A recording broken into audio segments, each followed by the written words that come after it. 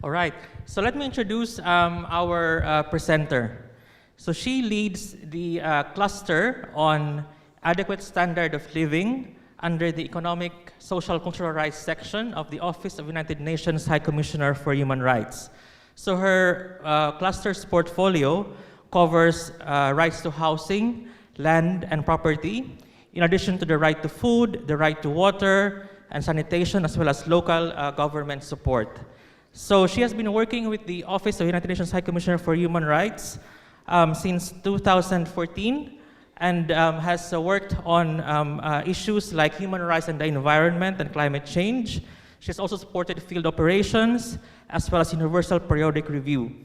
Previously, she worked with civil society organizations in her home country and in other countries. She holds a degree in International Development Studies from the Norwegian University of Life Sciences and a bachelor's degree in International Development and Cooperation from the University of Bologna in Italy. So friends, allow me to join me in welcoming and extending a warm hand to our colleague all the way from Geneva, Switzerland, from UN Human Rights Headquarters, who will be presenting on customary land and human rights. So ladies and gentlemen, may I please call on stage Ms. Therese Arnesen. Thank you, Mark. It's an absolute honor to be here today in Papua New Guinea. Deputy Prime Minister, members of Parliament, Chairman of the Committee, UN Resident Coordinator and the UN Country Team, landowners, community leaders, civil society, we're gathered here today. And I have a very short presentation for all of you. To zoom a little bit out, I hope you can see it well, but we'll run quickly through what does human rights frameworks say about land? What does it say about customary land rights, about traditional land rights? What is the legal framework that we can lean on? What are the standards that can guide us in improving the system that is governing your land and increase security of tenure? I want to start out hearing from some of you. Raise your hand if you'd like to get the mic for a second and tell me, what is land to you? Don't be shy. Just a very brief introduction and an explanation about what land means to you and your community. Thank you. Good morning, everybody. My name is Haus Kissing. I'm here on behalf of the Budibam Council of Chiefs and the Ahi people. Land for some people is a commodity that's commercialized or monetized for their convenience. To us, the land is our life. The land is who we are connected to. The land connects us to our ancestors and it connects us to our future. The land is the only transgenerational asset that can be transferred from one generation to another. The land is what binds us and our children's future for the hope of a better tomorrow. Thank you for listening to me. Thank you, sir. Thank you very much. Have another lady here, please. Dabanamona, everybody. Let's first of all give respect to the landowners of which we stand upon, the Motu and the Koitabu people who own the land of which the city of Port Moresby sits upon. Let us also acknowledge the Motu language of which belongs to the people of the land. For us, land is not customary. Land is native. I'm born from it. I eat my ancestor because I bury him and then I have him as my food. I take him into my soul. That is what land means. A white man, excuse my term, a white man brought a description telling us that it's traditional. A white man came and told us that it's customary. No, it is not. I am native to the land. When you bring a fir tree and you put it and plant it, it's from a foreign land and it's planted here. You bring a hibiscus branch and you come and you plant it here, it's still foreign. But there is Boroko. Huh? Boroko is natural and native to the land, not brought from anywhere. It is here, long before you came. And that is the meaning of land to me. I am native. Born by birth. Therefore, when somebody tells me that it's customary land, no, it's not customary land. I am native to the land, and you will never replace me. Thank you. Thank you so much. I'll move to the other side of the room. We'll have one more. Thank you, Mark.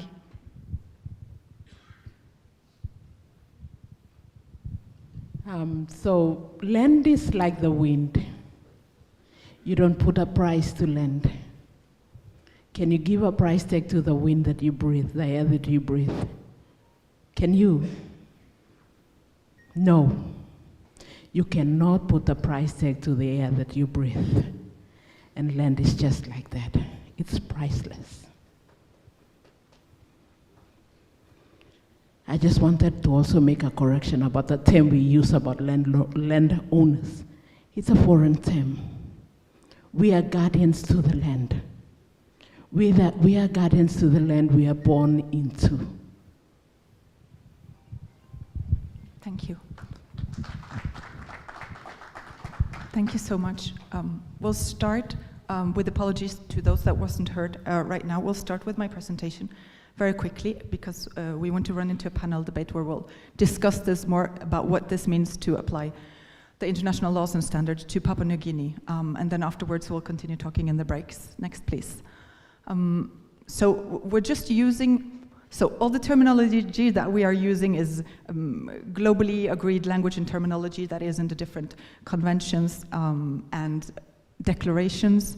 Obviously the situation in each country is unique, so I'm aware of the different terminology used in Papua New Guinea, so this is just to give you a glimpse of how it is addressed at the international level, and then everything that is done in Papua New Guinea will have to follow the local customs and traditions and the right to self-determination, just to make that very clear.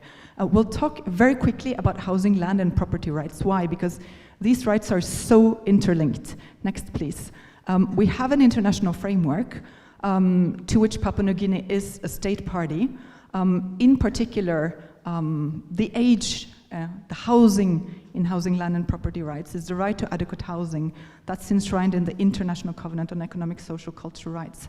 Papua New Guinea is a state party to that covenant, and that brings very specific legal obligations on the state, on the authorities, to realize this right.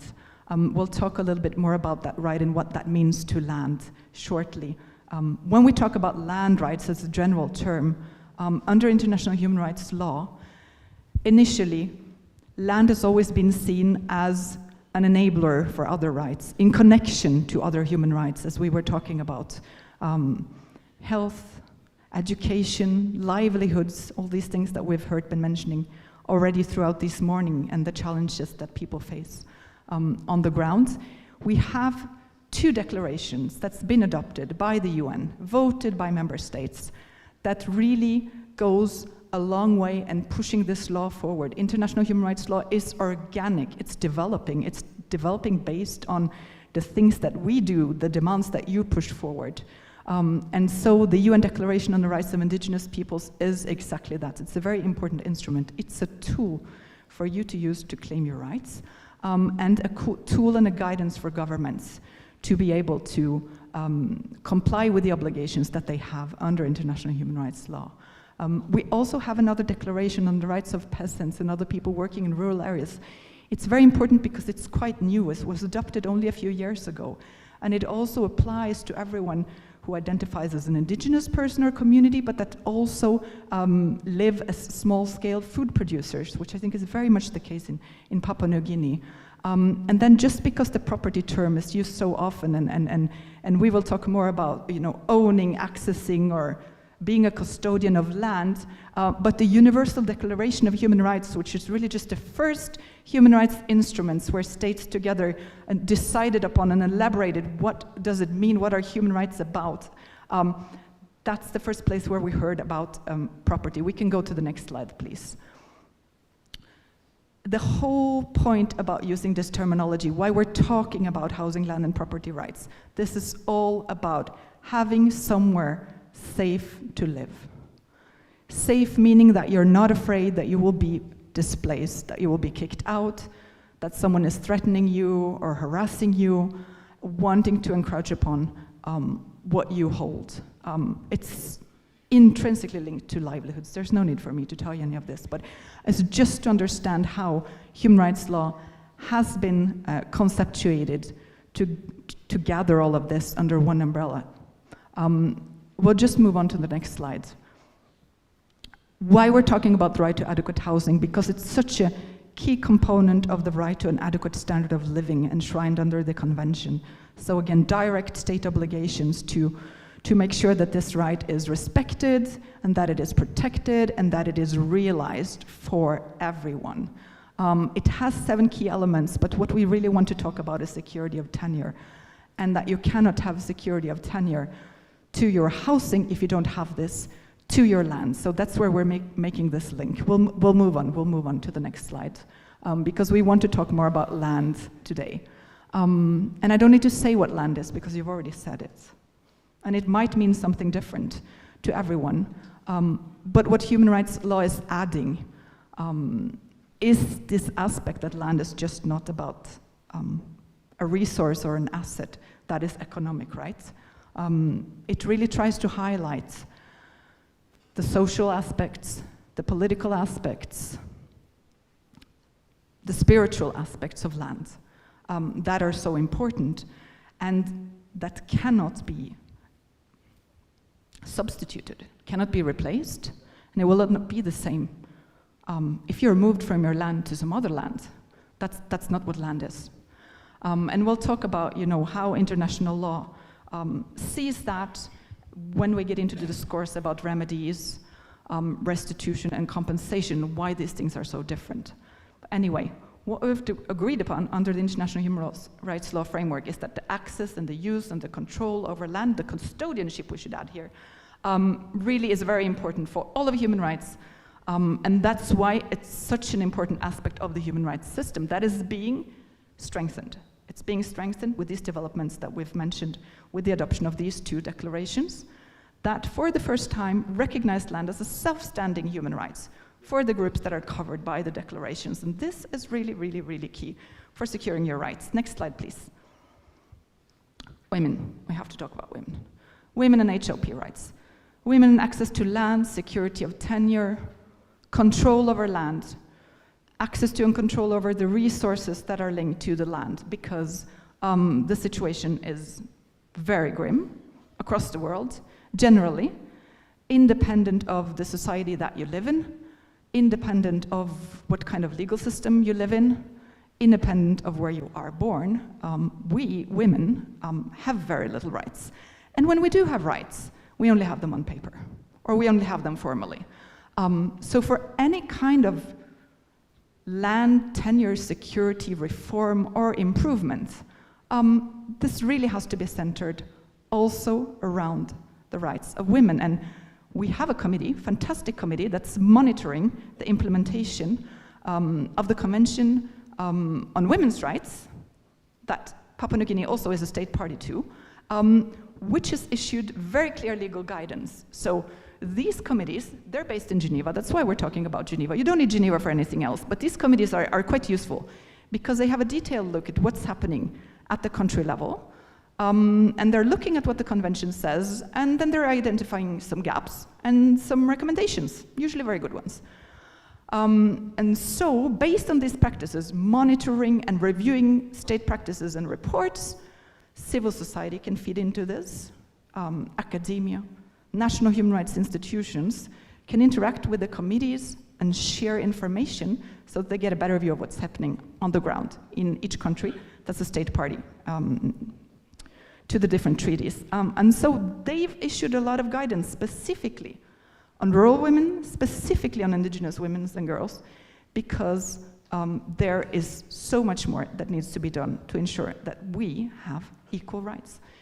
Equality and non-discrimination is really the absolute fundamentals of international human rights law. And And so if we're talking about equality at the national level in terms of titling, in terms of who's owning what where, that you don't have equality if you don't have gender equality. Let's move on. So as I mentioned, states have very clear obligations related to land and human rights. States need to ensure the respect for this right, the protection of the fulfillment. We won't dive much into what it means right now, but we'll move on to the next slide, where we're talking a little bit more about the fulfillment, because there's a whole series of things that states can and should do, depending on the national situation, to make sure that these rights are fulfilled. And one of these things is to ensure both secure and equitable and sustainable access to land, access to justice in relation to land matters. In certain cases, we advocate for agrarian reform. That's pretty radical, talking about law that's asking for agrarian reform to happen. And then there's a provision here saying that states really need to respect customary collective land tenure systems, protect traditional governance institutions, we'll talk a little bit more about institutions, and ensure meaningful participation in decision making, participation by women, participation by persons with disabilities, participation by youth, who are very often excluded from these processes. We'll move on. Businesses, this is relevant. We're talking about development, we're talking about investments, we're talking about the future of your land and what's being done with it. Member states have agreed on a few things. The primary obligation to realize rights and protect them, but businesses have responsibilities. So already back in 2011, there was a very famous set of guiding principles issued on business and human rights that are very relevant today, increasingly relevant, because they talk about what are the responsibilities for businesses when they cause human rights harm through their operations, when they're indirectly linked with causing human rights harms, and what are their responsibilities to address that. They need policies, they need to do human rights due diligence, they need to do environmental impact assessments, and they really need to have in place processes that can enable redress when things go wrong. Let's move on. Indigenous people's rights. We'll go to the next slide, please. It's just a little bit of a recap about what, under the International Human Rights Framework, how land is seen, how land is defined, and what this framework is adding, which is attempting to recap, resonating with many of the things that you've said today. But what's really, really important is this element of identity of culture, how essential it is to survival and well-being. That is intergenerational, so it's quite different from many other rights that we're seeing, and quite different from property as a concept, right? We're talking about something that's living. And then what's really, really fundamental is the right to self-determination. That means to determine what political status and what economic, social, and cultural development you want.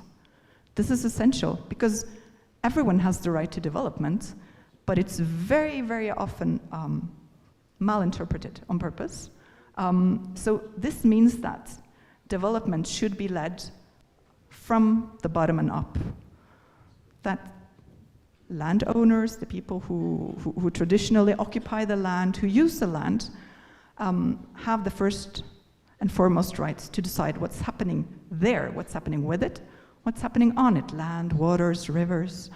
And so again, redress, it's a long and complicated chapter, but it's really a key principle that needs to underpin all of this, because as you've mentioned in Papua New Guinea today, we're seeing both future development efforts and past efforts to alienate or to expropriate land with some very adverse consequences. Let's move on.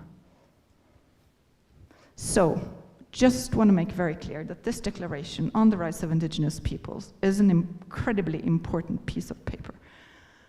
The UN General Assembly adopted this by vote, 2007. The vast majority of member states voted in favor. There were a few state parties that were, member states that were absent. Papua New Guinea was one of them. Many Pacific Island states were one of them. But it doesn't stop there. Through the actions that authorities, state, the government chooses to take, to the parliament chooses to take, revising laws, repealing laws that are harmful, that are discriminatory, that aren't, doesn't promote equality and equity, you will, in a certain way, already domesticate the UN Declaration on the Rights of Indigenous Peoples. The draft bill that we've heard about, that's aiming to secure tenure rights for customary landowners, traditional landowners, native landowners, is actually, can actually be a very good practice if it's done correctly. There's some very good elements in there. As we mentioned, absolutely key to this is self-determination and non-discrimination. Just remember that every day in your everyday life. You have the right not to be discriminated against. We are all equal under the law.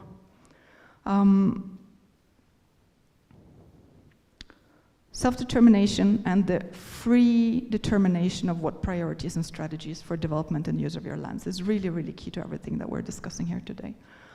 They're grounded in various articles of the UN Declaration on Indigenous Peoples' Rights, and this possible interference with customary lands, making sure that this is lawful, necessary, and proportionate, it's actually been challenged. It's been challenged in a good way. One of the human rights mechanisms created by the UN are the independent experts. We have an independent expert that's called a Special Rapporteur on the Rights of Indigenous Peoples. So everything the person on this mandate does, the woman, the man, they rotate. They look at how the declaration is implemented. They look at what's happening to indigenous peoples, what's happening to lands, and how can we strengthen their rights.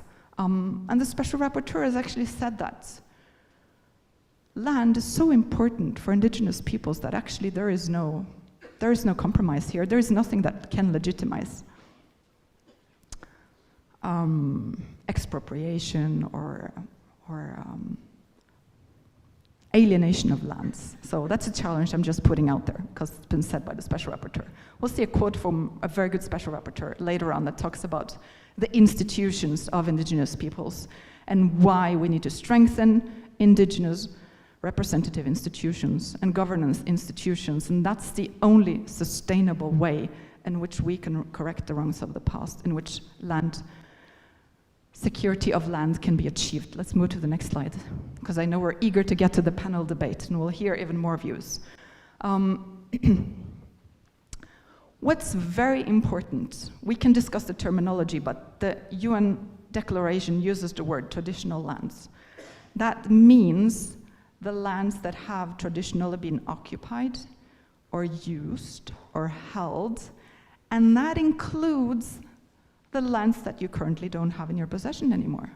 That's why it's so important to use this terminology, not overruling any local or national terminology, but it's a really, really, really important caveat that we can undo the wrongs of the past through this legal guidance that we have, through and looked at other states, trying to use what's been done elsewhere when you actually have very good practices to build on here.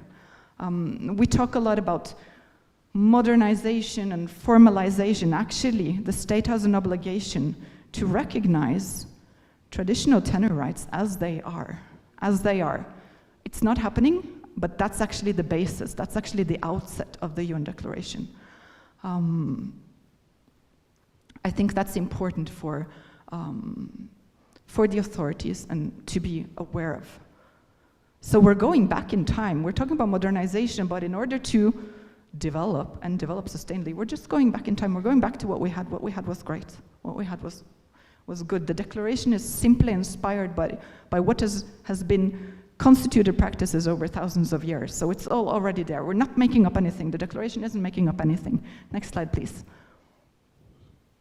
Free, prior, and informed consent. Living on the land, owning the land, sees that the development that was promised, the projects that were promised, are not at all what's happening in practice. So, very important. It's not a tick the box. It applies to any project, legislation, relocation. Don't even get me started about relocation. It's gonna put it. So, we're talking about forced relocation or forced evictions. Remedy, the preferred remedy under the declaration, this is restitution. If impossible, if not agreed upon by the communities, we can talk about compensation, but compensation is something very different. How can you compensate land? How can you compensate? You cannot fully compensate land. That's not what land is. Land is not just an economic asset. Compensation allows for demographic engineering. That's what people do in conflict and war. Look at Gaza. It's a very good example why we should not apply compensation as the preferred option. Okay, next slide, please. What does it mean, free, prior, and informed consent? We really, really, really need everyone to understand this because everyone says that they're doing it. No coercion, no intimidation, no manipulation. You know, this is really linked to access to information. The right to access to information is a fundamental principle of human rights law. It's a fundamental right under environmental laws of any kind of development project that you are seeing, access to information. We've heard over and over again that people don't have access to information at all. Not in an adequate manner, not in a timely manner, not in a language that they can understand. They cannot read it, and so on and so forth. Prior, we already talked about that. If it's not prior, then it doesn't comply with free, prior, and informed consent. And informed, again, access to information. Really, really, really key. We'll go to the consent part, and then we're done with free, prior, and informed consent. Next slide, please.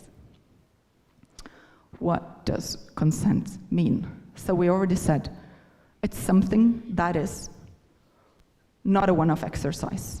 There's always an opportunity to change your mind if you're not being given what you're promised. The gender perspective is important. It is already in the declaration, but all legal guidance interpreting the declaration has really very, very, very strongly highlighted the gender aspects. Being a woman puts you at exposure of really intersecting multiple forms of discrimination, gender-based violence, and all kinds of intimidation, societal pressure for you to give up the rights that you have, but they're yours. Don't give them up. And then this last point about, as we said already, developing or revising the institutions of Indigenous peoples, and to use the decision-making procedures and to use those representative that Indigenous peoples have agreed, elected, selected to speak on their behalf. So consultation, let's just go to the next slide. I can't remember what I put there. This is the point about Indigenous institutions. Special Rapporteur, former Special Rapporteur on Indigenous Peoples' Rights, James Anaya. I'll just leave it for you to read, but it's really, he is an Indigenous person himself. He's based in what is now Colorado in the US, and hugely contributed to the development and the interpretation of international human rights law related to Indigenous peoples. Consultation is my last point. This is the last slide, but consultation. Consultation is not a tick-off. It is really, really, really hard to do it well. We know, we understand that, but it's absolutely fundamental, and if you don't consult widely and properly, you will never end the violence, you will never end the disagreement, and then development won't be sustainable, and then we're stuck in the same process again. I'll stop here, let's go to the panel. Thank you. Thank you very much, Reese. Let's give her a round of applause. And before we go to the panel, may I invite everyone to collectively express our thanks to the Acting Prime Minister for gracing us, sharing his time with us this morning and gracing this occasion. So Acting Prime Minister, Deputy Prime Minister, Minister for Lands, thank you so much for being part of this seminar. and we can count on your constant support and encouragement as this process unfolds. Thank you so much, sir.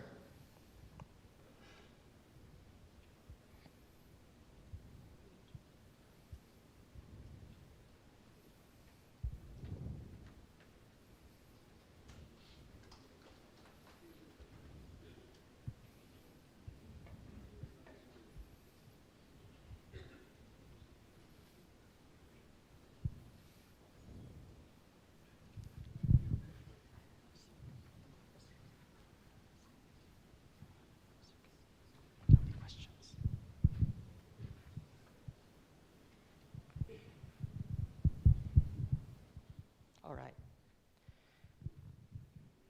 So we bid the acting Prime Minister farewell, but he's always, as he said in his speech, he's with us in this process. So at this point, may I invite the first panel to come on stage. First and foremost, we have a seasoned human rights lawyer and human rights activist himself, who has been with the United Nations, specifically with the United Nations Development Program, for a long time. In fact, I think he was one of my first bosses in the system when I was starting out as a young UN staff member. So may I please invite on stage the resident representative of the United Nations Development Program in Papua New Guinea, Mr. Nicholas Booth. Also joining the panel is our colleague from Thailand, who recently joined the Food and Agriculture Organization of the United Nations in Papua New Guinea. So he's now the head of office of FAO, and as you know, FAO works on agriculture, on nutrition, on land tenure. So his views and expertise are crucial to the discussion. So may I please call on stage our colleague, Mr. Kachin Satapornchai, to be part of the panel. We also have Ms. Therese Arnesen, of course, we heard from her. She's an expert on housing, land, and property rights from OSHA headquarters in Geneva. Last but definitely not the least, we have Mr. Emmanuel Penny, who comes from the CEPEC region, who's an environmental human rights defender, an advocate for transparency and anti-corruption, who represents also the voices and experiences of many peoples in Papua New Guinea. So Manu, is as he's popularly known, may I please invite you on stage. And towards the end of the panel, to share his views and reactions on behalf of the Special Parliamentary Committee, we'll also be requesting the Honorable Keith Iduhu to join the panel. So before I turn over the responsibility of chairing the session to Nick, as a Christian nation, we have been requested to begin this discussion with a prayer first. So may I please invite our esteemed colleague, Luciel Paru, to lead us in a short prayer.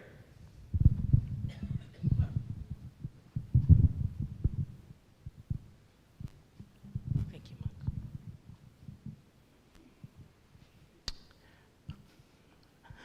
Mark. Dabanamona. As a Christian nation, yes, we must always put our Lord and Savior first. Let us all close our eyes as we unite as one in prayer. Creator God, giver of life, land, wisdom, and justice, we come before you with gratitude and humility. We acknowledge the land on which we stand, the land of the Motu Koita and Koitabu peoples. We honor the ancestors, the elders, and the generations yet unborn.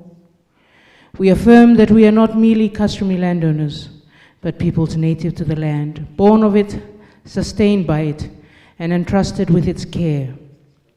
We thank you for the leaders you have placed amongst us, in government, in institutions, and with our communities.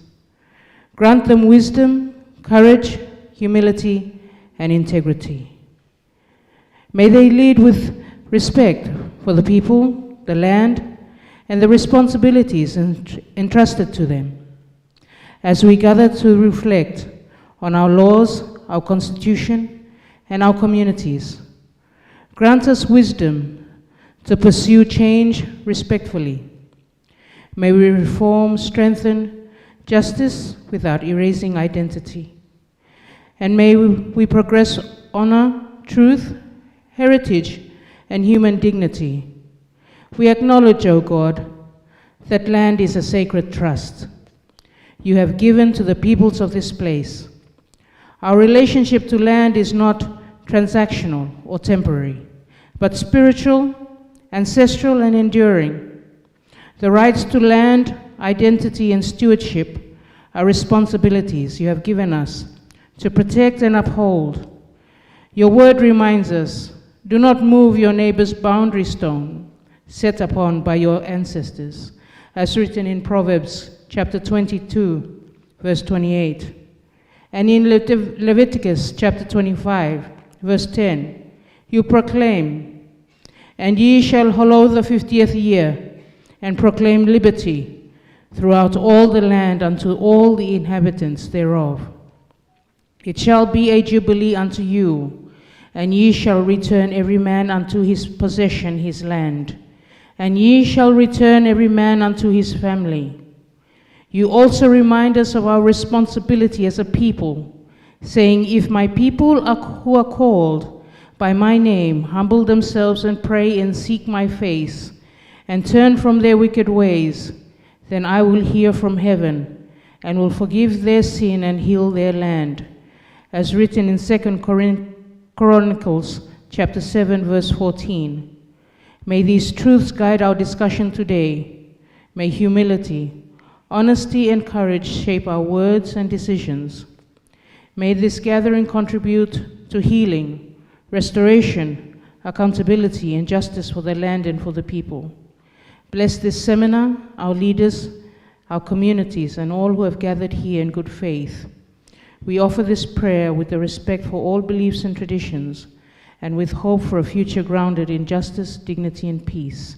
And all the children of God say, thank you.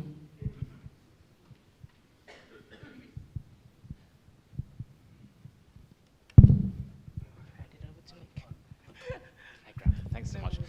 Thanks so much. First of all, Mark, a timing question, because I know we got a little bit behind time. So until when do we have for this panel? 1:15. Okay, we have lots of time. That's fantastic. All right. So because we ran a little bit behind time, so we condensed things a bit. We went straight from Therese's presentation into the panel because we knew we'd have Therese here and able to speak. So let me start by asking, are there any questions from the audience that they'd like to ask to Therese after her presentation? Dame Carol. Not a question, it's just a statement that Papua New Guinea is not a signatory to the Universal Declaration on the Rights of Indigenous People. And I think it's something we have to attend to. There's a little bit of background to that, which I only know because Dame Carol just alerted me to this fact. It's an extraordinary and surprising fact that of all the countries of the world, so 143 countries adopted UNDRIP, the UN Declaration on the Rights of Indigenous Peoples, when it was put before the General Assembly for a vote, and Papua New Guinea was not there. And there were 10 other Pacific nations that were not there. And now the reason may have been, and I don't know, Therese, whether you've looked into this and whether you have a little bit to share with. I mean, it's important to remember that when UNDRIP was first put to the General Assembly for a vote, Australia voted against it, New Zealand voted against it, Canada voted against it, the US voted against it.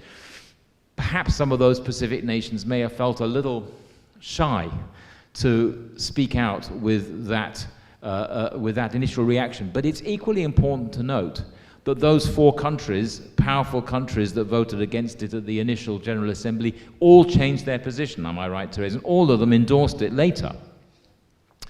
And some of those countries that initially abstained, or some of the countries that initially abstained, later took the opportunity to endorse. Samoa, in our region. Samoa was one of the countries which, again, perhaps for understandable reasons, initially abstained, but later endorsed.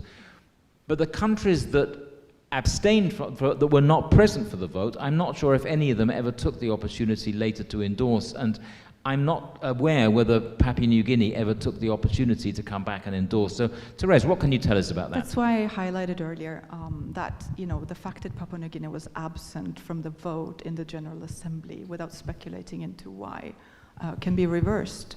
And then this declaration, independent of whether you have voted for it or later on endorsed it, is still an integral part of the international human rights framework. So this is the first and foremost guiding framework. We talk about security of tenure under the covenants, and this declaration explains what that means in practice. So it's a development and a standard that you should aim at achieving and implementing. Many countries in Latin America has really strengthened. Yeah, my name is Martin Madden. I'm the Acting Chancellor of the Papua New Guinea University of Natural Resources and Environment. I would like to just remind the seminar that our own laws, our own constitution of Papua New Guinea predates your law by 33 years.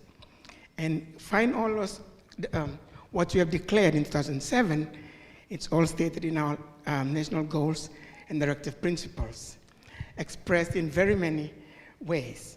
And starting with integral human rights and equality and participation, you're talking about here.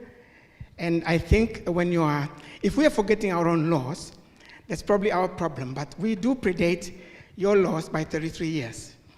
And also the Rio Summit. We are the first constitution that actually, it upholds.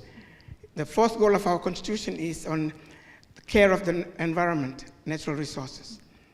And so just look at our 5 goals and directive principles, and you'll find everything you're trying to incorporate into your law in 2007. Thank you. If I may just quickly add, thank you very much. That's exactly why we're saying that UNDRIP is not inventing anything. This already exists. But the reason why we're talking about UNDRIP today is because UNDRIP promotes security of tenure. And what we're hearing during consultations, what we're hearing from community landowners, is that there is not real security of tenure for everyone in Papua New Guinea. So that's the point of why I'm highlighting what's in the declaration. Thank you. So did I see another hand? Okay, I think I did. Okay, if you can all please introduce yourselves. Sorry, I'm one of the locals from Tari, Chairman Blocking Kobri ILG, Lotari Town. Now, Chairman Lotari about Natan Clans Association. Time this country, I mean, stable problem to understand him. Resource owners na land owners na this like now.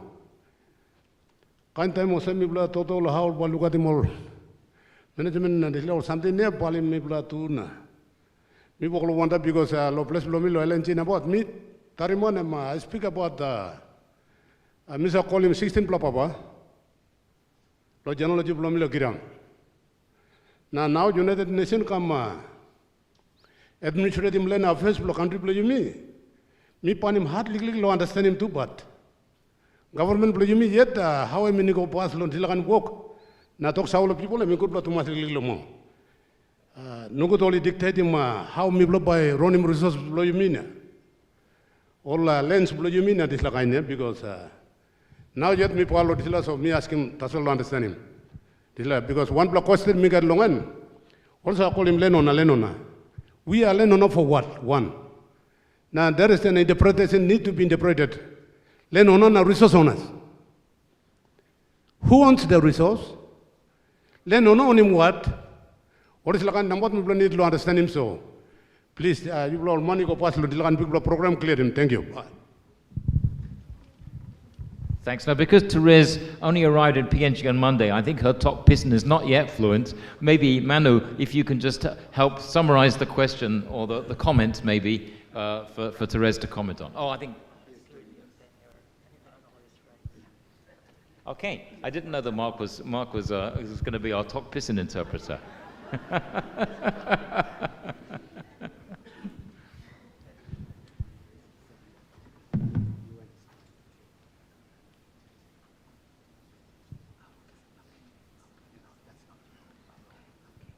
Sorry, maybe summarize the comment and your response for those in the audience who are not as fluent in Tok Pisin as well, thank you very much, everyone, and particularly to the gentleman who made the comment and to pose the question about how you can better understand your rights and the processes related to securing tenure, if I understand correctly, and then again, what's the UN's role in this? So I'll just be brief so that I don't talk too much, and we'll go on with the panel.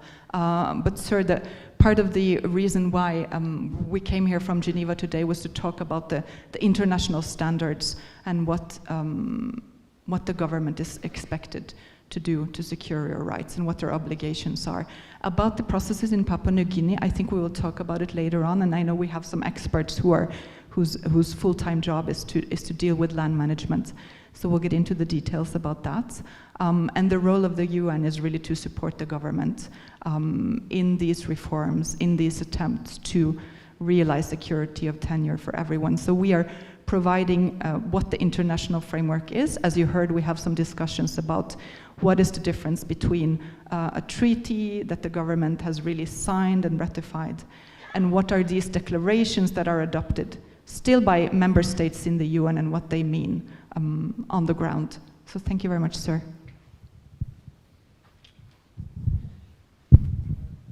Okay.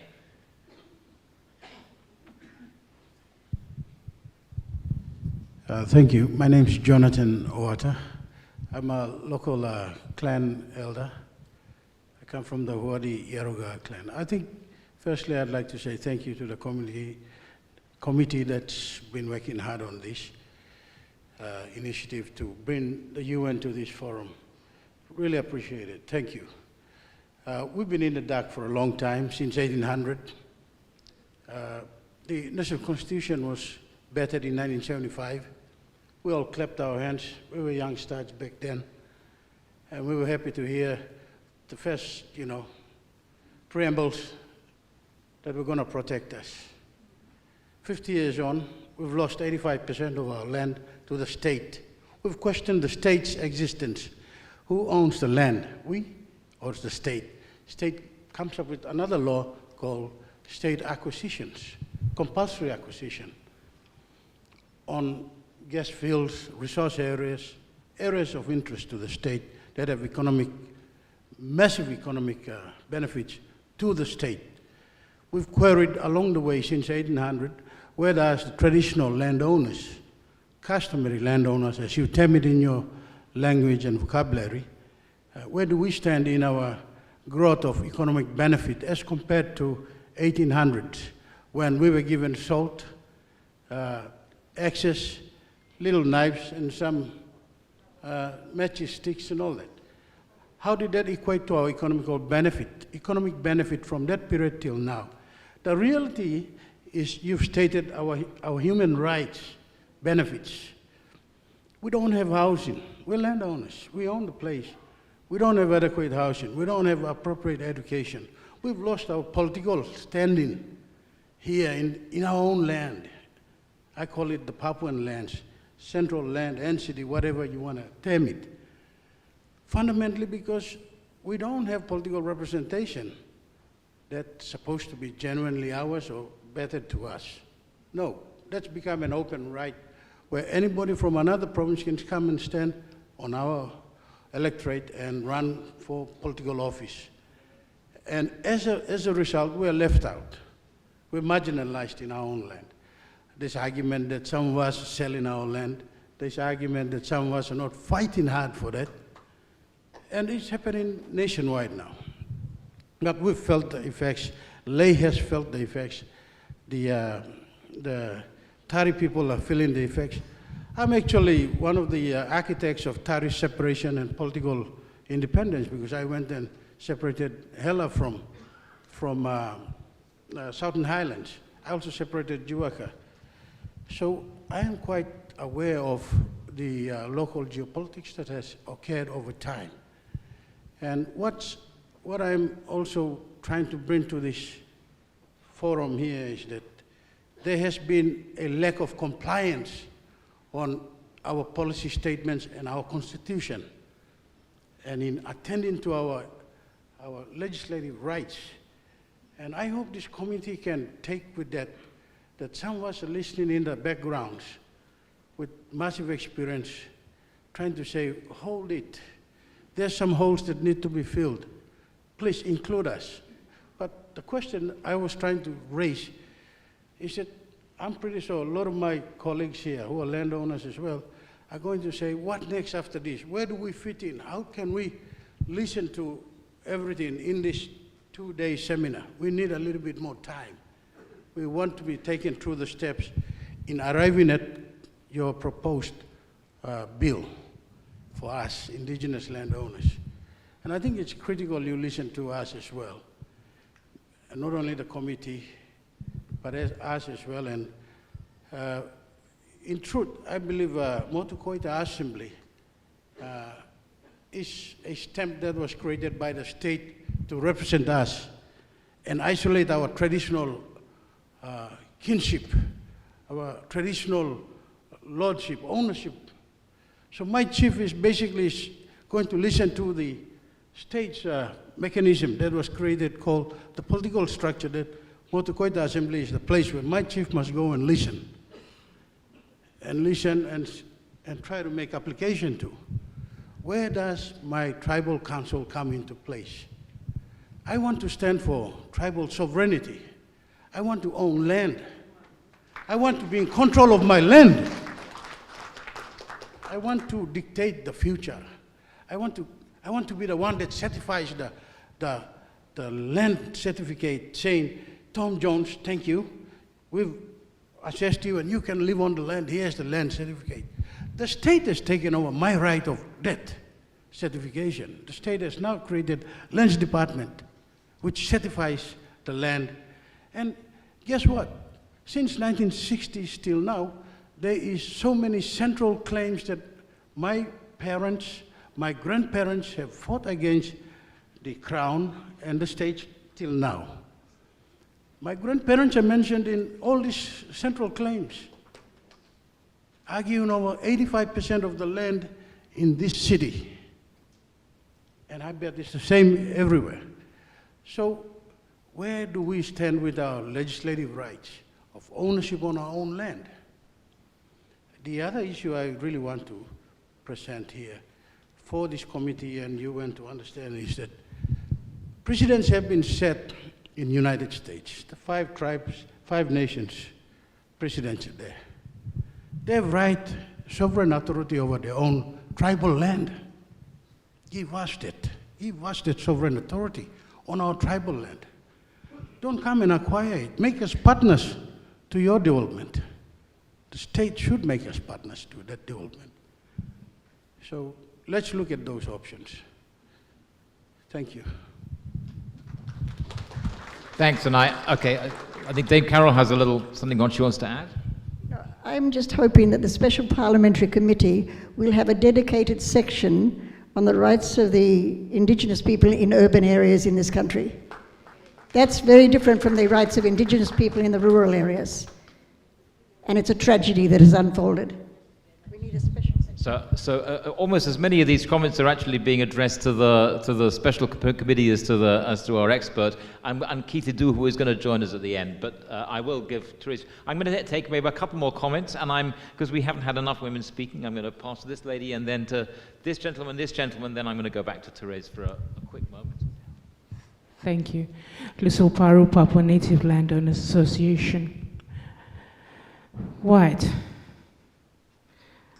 I will bring us back to the colonial era, because I view a lot of the issues that we face today, as our honourable member Keith Edu, who has also picked out, as being carried on into what we are facing today.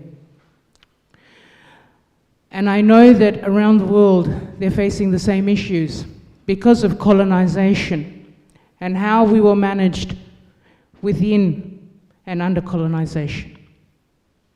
The British government, in putting Papua New Guinea underneath another colony, Australia, also caused issues of which Aboriginal people, Torres Strait Islanders, Maoris also face because of Australia's colonization. Their influence into our constitution and the policies that we have. Yes, as our good teacher from the UPNG has already mentioned, yes, we have those written into our constitution, but it's fairy tale because it's not implemented.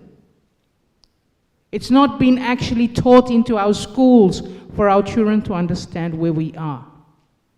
And this is where I'm appealing back to Therese in her position with the United Nations. On the global aspect, Papua New Guinea really needs to be decolonized,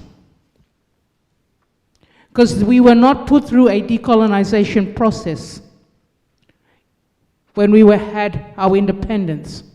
We also need a referendum to be done so that our people can be able to speak as to where and how and why we are moving in the direction that we need to move.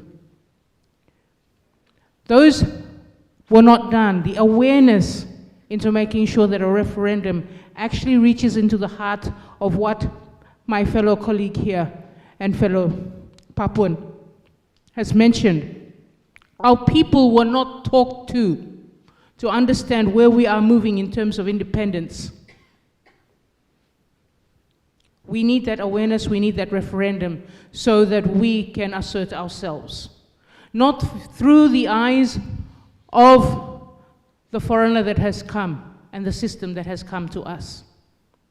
I will put it simply as, when those foreigners came to fight in World War II, the perception we have is that they were here to save us.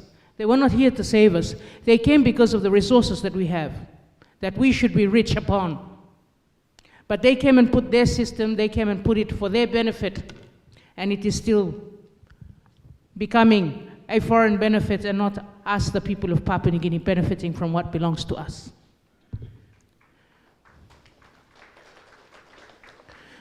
So if we as indigenous peoples look at it carefully, this is our opportunity to ask the United Nations to step in into terms of making sure that our awareness programs that are done are to teach us, but also to ask us to view it through our eyes. Because if we look at Kokoda, it's written through the eyes of who came and fought here. It's not written through the Kokoda citizen to tell you that he was sitting in the garden watching an Australian and a Japanese man fighting over on his land without him actually knowing what are they fighting for. He only knew that I have a pale-skinned person and a slanty-eyed person fighting, but what are they doing here? In our perspective, if I'm going to fight over my tribe, over land, then I know that we will go over there and we will fight. And I know what we are fighting for. But we have had foreigners come and fight on our land without knowing. And we have had that interfere with who we are today. That's why 50 years later we are struggling to know ourselves. So my throwback to the UN is, can you help us to participate in decolonizing and have a referendum done to understand where we can move? Thank you. Thanks. Now, I'm going to take two comments before going back to Therese, and then we will have another round after that. Good morning again, everybody. My name is Holmes Kissing. I am the chairman of Wapiguhu clan of Lay City. The Nongui Gaya Lay City land case recognizes my clan as being 61% landowners of Lay City. I was born before this country became a nation. My grandfathers were here before this country became a nation. And I haven't seen any single commitment from this nation for the future of my people. I believe that as a person, this United Nations Declaration for the Respect for Indigenous Peoples is something that we as Papua New Guinea as a country, we have to sign. We have no choice. We have to sign it because there are 800 different languages in this country. We are 800 different nations within one country. We are 95%, 97% landowners of this country, and yet we have no empowerment, we have no safety, we have no security for our traditional lands. We need guarantees. We cannot no longer live in limbo. I applaud what Dame Carol has said about us putting in the national goals and development principles. I commend our forefathers for that. But they are principles. They don't guarantee anything, they don't guarantee law. We need stronger laws than this, we need more guarantees than this. And in order for us to do this, we have to work with the United Nations, UNDRIP. We have to be a signatory to that accord. If America and Australians, New Zealand, have signed those accords in order to protect their indigenous people, what are we waiting for? We have to grow political will, we have to grow a political backbone. The land doesn't belong to the government, it belongs to us. You know, I was a bit, it's unfortunate that our Deputy Prime Minister has to leave, but I had a lot of things that I wanted to ask him here in this forum. And one of them is this: the Supreme Court recognizes my people, my indigenous people, the people of Butibam, the 14 clans of Butibam and Kamkamu as landowners of Lae City.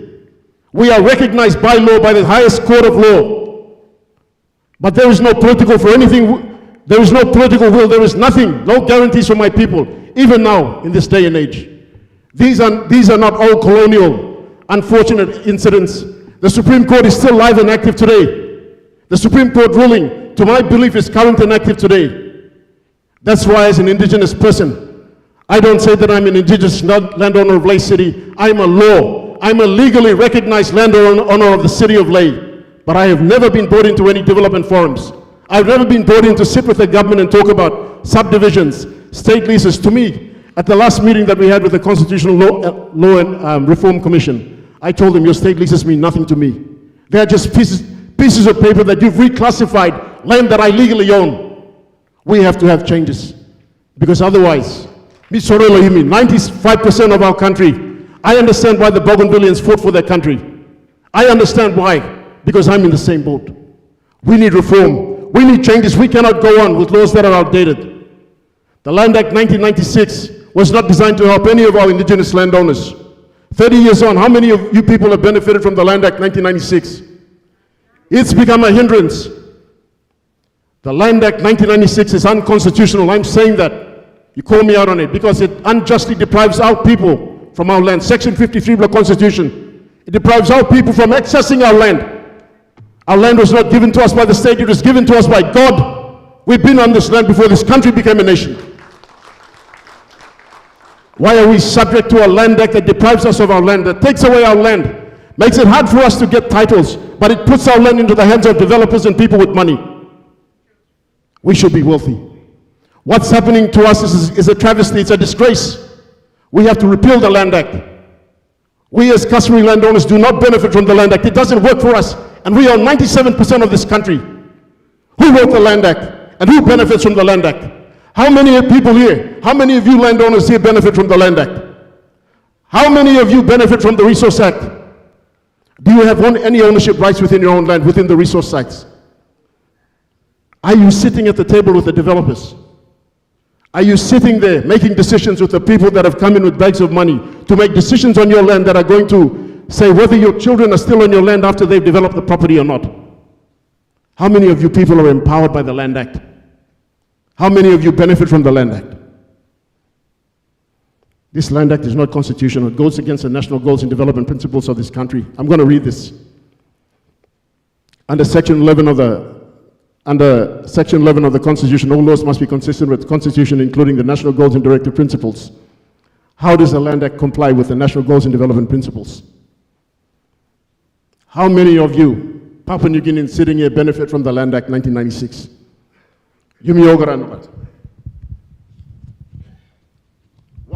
Why are we writing laws? Why are we writing laws or enacting laws that don't promote or benefit the interests of 97% of our country, especially to do with land? Is this right or wrong? You ask yourself, does anybody have peace about their land right now with the existing laws that are in place? Does anybody here have peace about it? Do you have any security? None of us do. We have to go back now and we have to look at it, either repeal the Land Act and write a new one, or make a new Customary Land Act for us customary landowners so that it can benefit us. Thank you for listening to me. Thank you. One more quick comment. That'll be the end for this round. We'll come back later. Quick comment, please, because we have lots of people who want to speak. good pla moninati beloa dabanam. When we are talking about land acts, yes, there must be reform. Number one. But it's a good. The government and our forefathers built the city because they saw something in front. Today, Papua New Guinea is what it is today. Correct? Because our forefathers, they saw vision, but they didn't see to correct because they were not educated at that time. Today, Papua New Guinea is educated. In the city, we have land that has been brought off already, yeah. But in our customary lands, there are two different things. Customary land is owned by landowners. And city today, the reforms have to bring the owners their legal benefits properly. And that has to be reviewed, re-referenced, and seen properly, that it has to be given properly with proper planning. Customary land, when we are talking about customary land, we must make structures, we must make our management committee in a proper way that it benefits our people, and we must not look at more than giving the pockets of our people, but how do we manage individual person in a house with a family, how will he benefit? And that is about creating proper strategy, proper structure. So I see that the system is good, the process needs to be adjusted. System needs to be reviewed, and all those things have to be put properly. But me looking Mosem, our landowners, we are more than greedy. That's our problem. We do not consider our people and the others. And we think that we own land and we can do decisions on the land. But if we put the process properly and the structures properly, everybody has to benefit. And we see a child in a village, in a land that people own. Some parents all but had to pay school fee. Now, a lot of activities and development depend on the land, implementations and whatever you can call it. But the problem is that particular child, parents will have to afford him. Liu land owner, you kiss him, development come inside. How will you help that person? That's what we are missing out on. That's what I mean by proper structure and proper management committee. That you have to create proper planning for your community and your people. And I think those are policies that we have to look properly on. The process is good. The system is good. But the problem is we have to write on it, because we can change things, because we are landowners. We can direct the government how much percentage we want to give. And those are things that we have to know and see that every landowner must have a legal person to guide them, make sure that they do right decisions on their land. And our government, our lawyers and our councillors, we should get them to be involved in those things. We should have our own project managers to decide on the land. You see, our people are lacking for benefits and all that. Mitotoklo customary land. A city is different. Those are processes that our forefathers looking now, or looking, but today or some indigenous people, they are facing problems. So today, customary land is different from city. City are indigenous people. Customary land owners, we are owners of our own land and owners of our own resources, and we must do proper planning on it. Thank you. Thank you. Now, Teresa, I don't know, again, some of these things I'm sure Honourable Keith will want to address later, but anything that resonated with you, you want to just comment on? I'll be very quick, thank you, Nick. I just really want to say that what I take away from so many of the comments, is this need to consult very, very widely, so that we are realizing the right to participate in decision making. And another point mentioned by the gentleman about benefit sharing. So when we talk about the right to development and to steer your own development, benefit sharing is really an integral part of the right to development. You'll see that one of the experts, the special rapporteur on the right to development, has done work on that to further, the interpretation of the Declaration on the Right to Development specifically, which is a different declaration. And then just one thing I wanted to mention, because we were talking about, what does UNDRIP mean for Papua New Guinea? So let's go back to the treaty that the state has ratified, that you are a party to, on economic, social, cultural rights. And the guidance, the legal guidance that comes directly from the committee on land and economic, social, cultural rights. So in 2022, the committee issued legal guidance specifically on this, in which it very thoroughly references the provisions of the UN Declaration on the Rights of Indigenous Peoples. So that's your entry point, basically. The committee is telling you that the way that they interpret land and economic, social, cultural rights is reliant on UNDRIP. So we're moving forward. 2022 came, and that's another tool for you to use. I really just want to reiterate the role of the UN, the Human Rights Office, globally and at the country level, is to support governments to realize and respect and to fulfill human rights. So we are working for the people, primarily through the governments, yes, because the human rights system is set up by treaties that states are parties to, but the ultimate objective and the people that we respond to are the rights holders. Thank you very much. Thanks so much. Now, I know you've got many questions, and I will come back to the audience again for the floor, but I want to give our two other distinguished panelists a chance to comment first, and then I'll go back out to all of you and take your remaining questions and comments. So I wanted to ask Manu, so we have Manu Penny here from Save the CIPIC.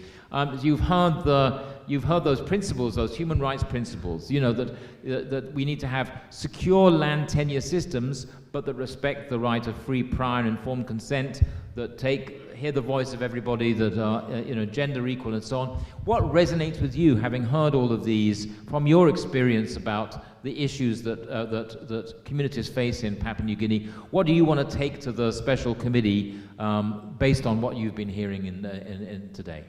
I'll begin my response with how Keith ended his talk. He said, let's look forward to a just and peaceful land governance system.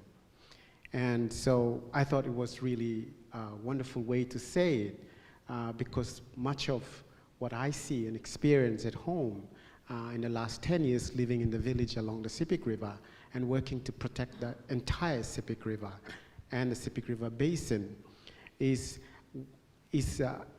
understanding that this just and peaceful and equitable governance of the land was really found in the last in the last 50,000 years ago, before independence.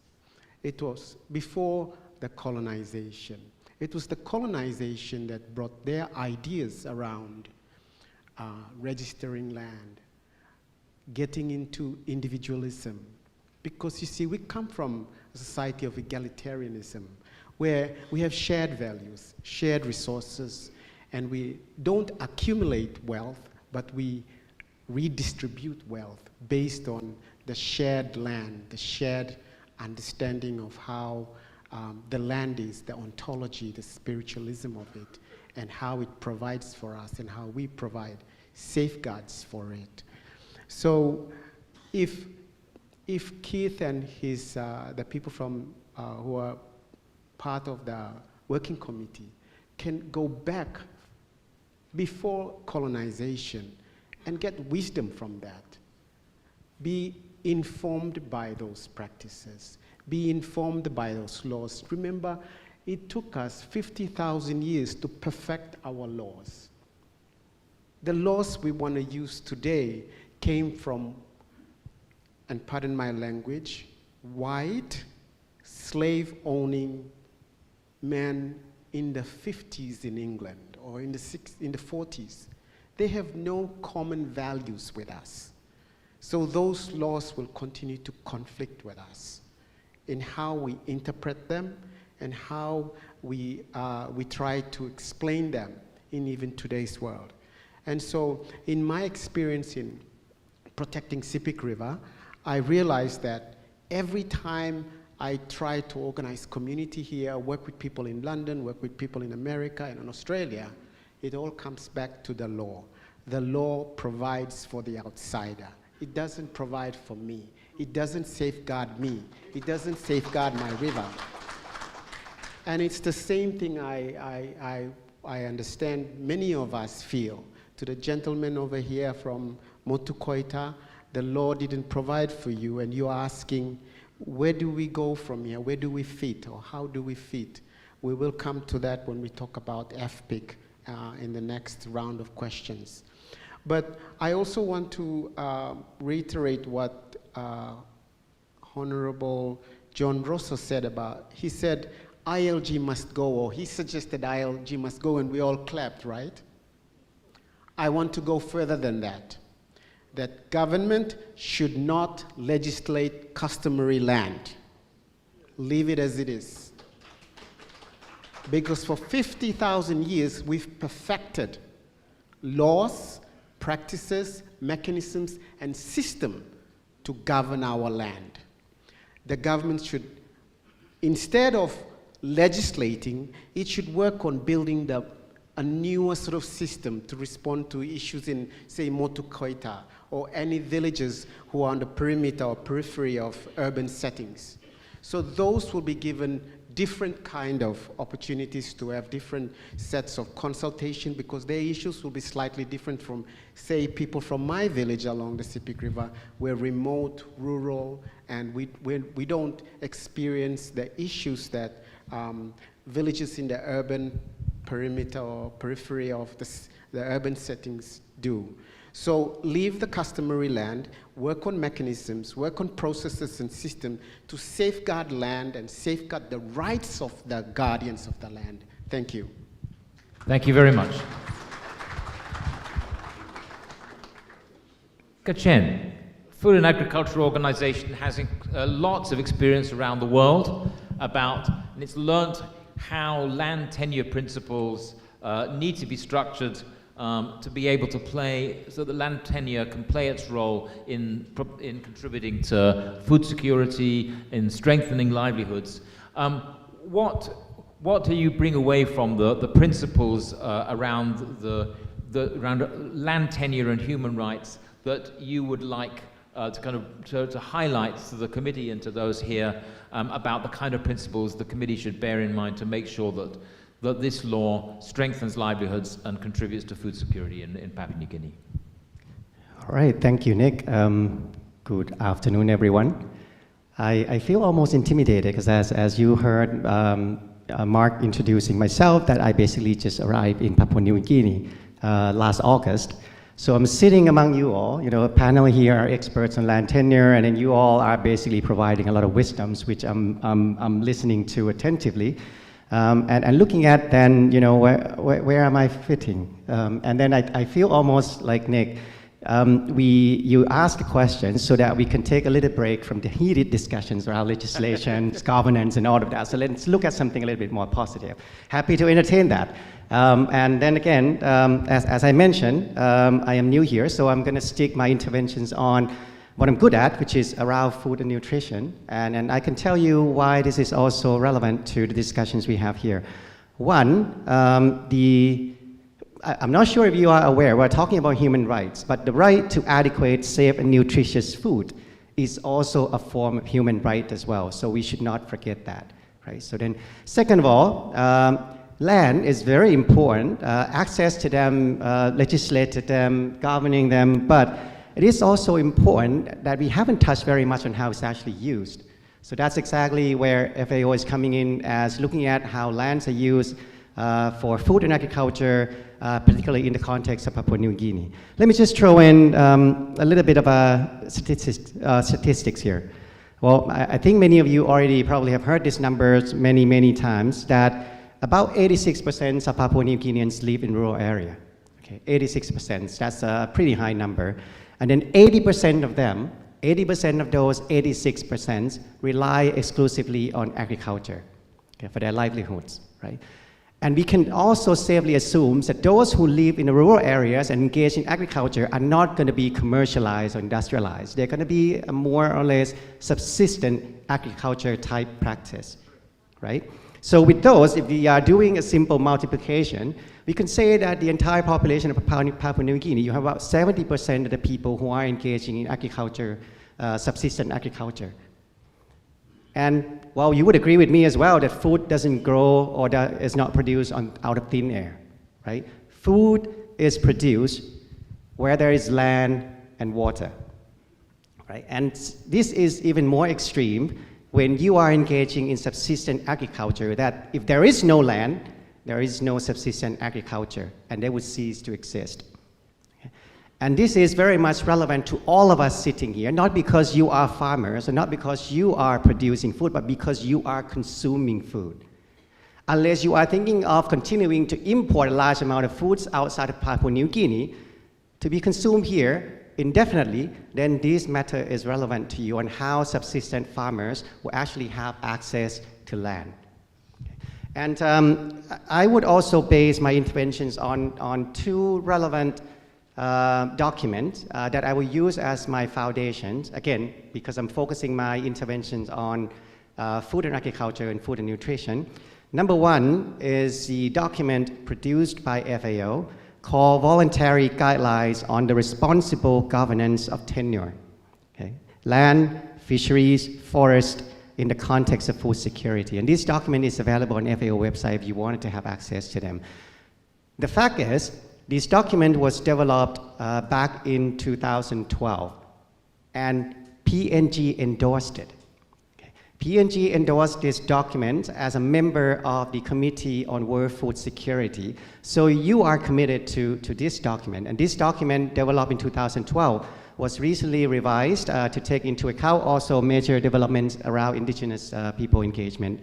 And the latest version is revised in 2022, which is also available. The second document that I would like to make reference to is your own PNG National Agriculture Sector Plan 2023 to 2033, which was just launched October of last year at the PNG Parliament. Okay.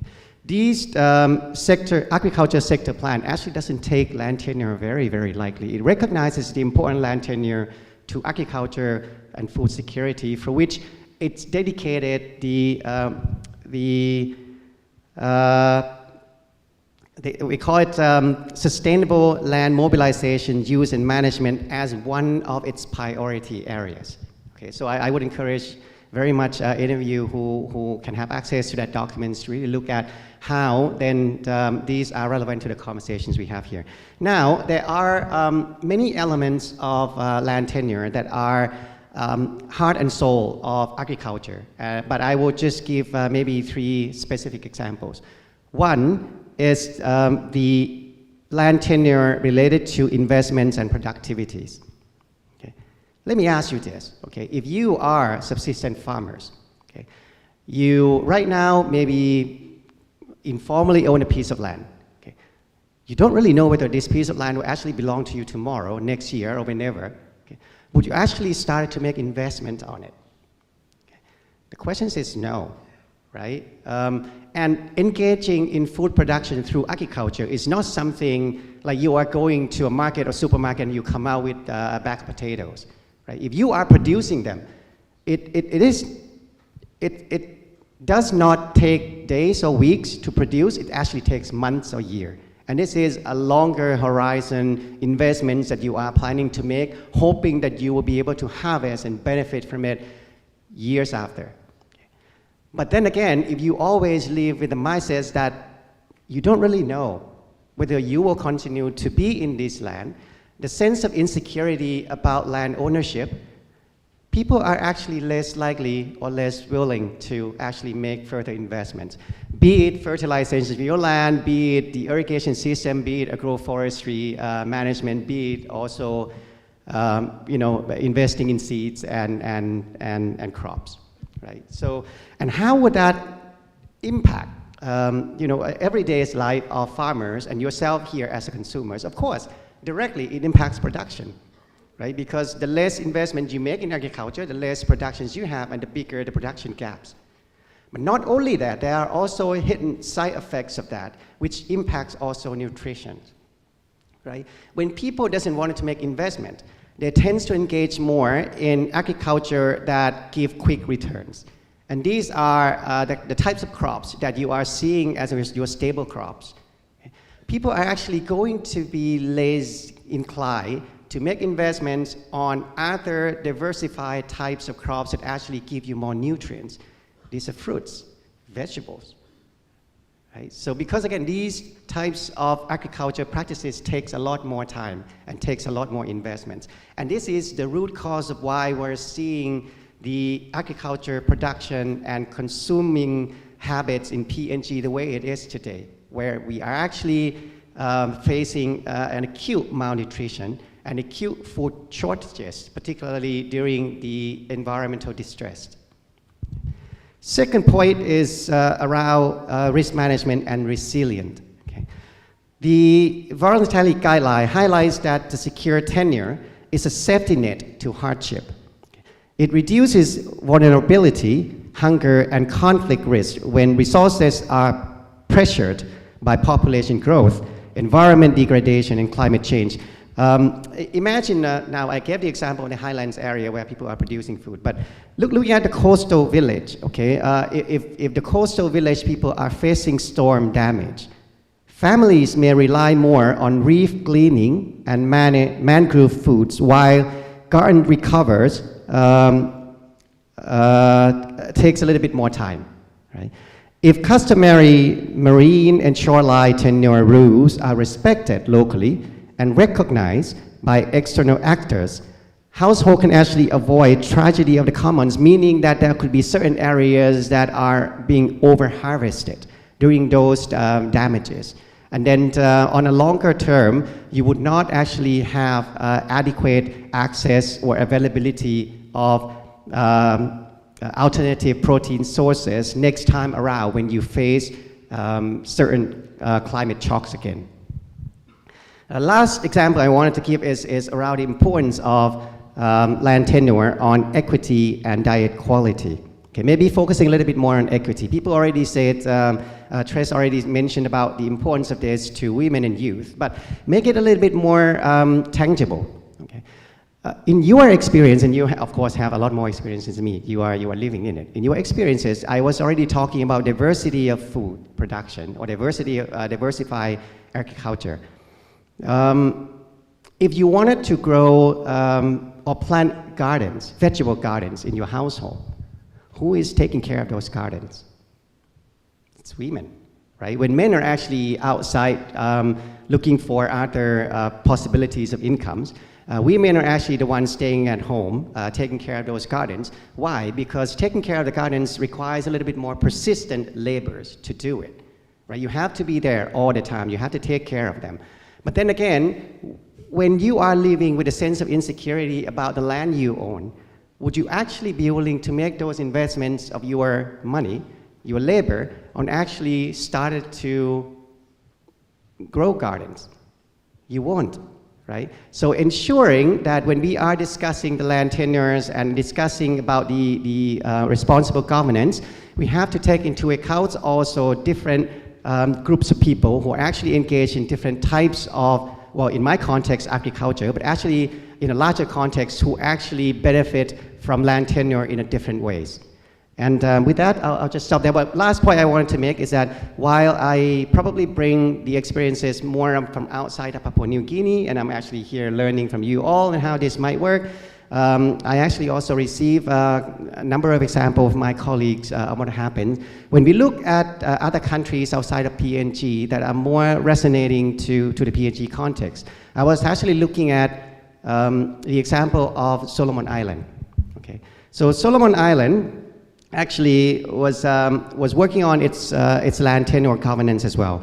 Okay, it's endorsed the Customary Land Legislation Acts in 2014, and it also made amendments to the Land and Title Acts.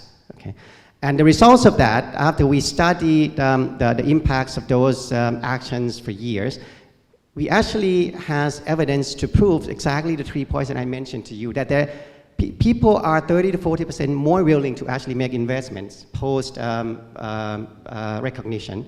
And people are actually more food secure and safe when it comes to also dealing with shocks and ensuring resilience.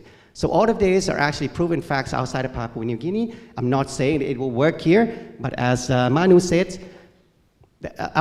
I'm also not suggesting, which I am not qualified to engage in that conversations anyway, that we should legalize it, but there has to be mechanisms that works in the context of Papua New Guinea that allow people to feel more secure about the land they own, to feel more safe about where they live, and to feel more hopeful about the activities they would engage in improving their own livelihoods, be it agriculture or many other types of activities they would like to do. And I'll stop there. Thank you, Nick. Thanks very much. Good chat.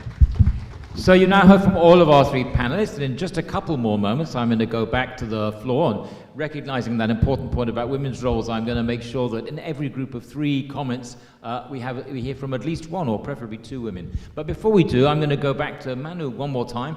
Manu, you mentioned, and we've talked a lot today about free, prior and informed consent as an important human rights principle around land tenure.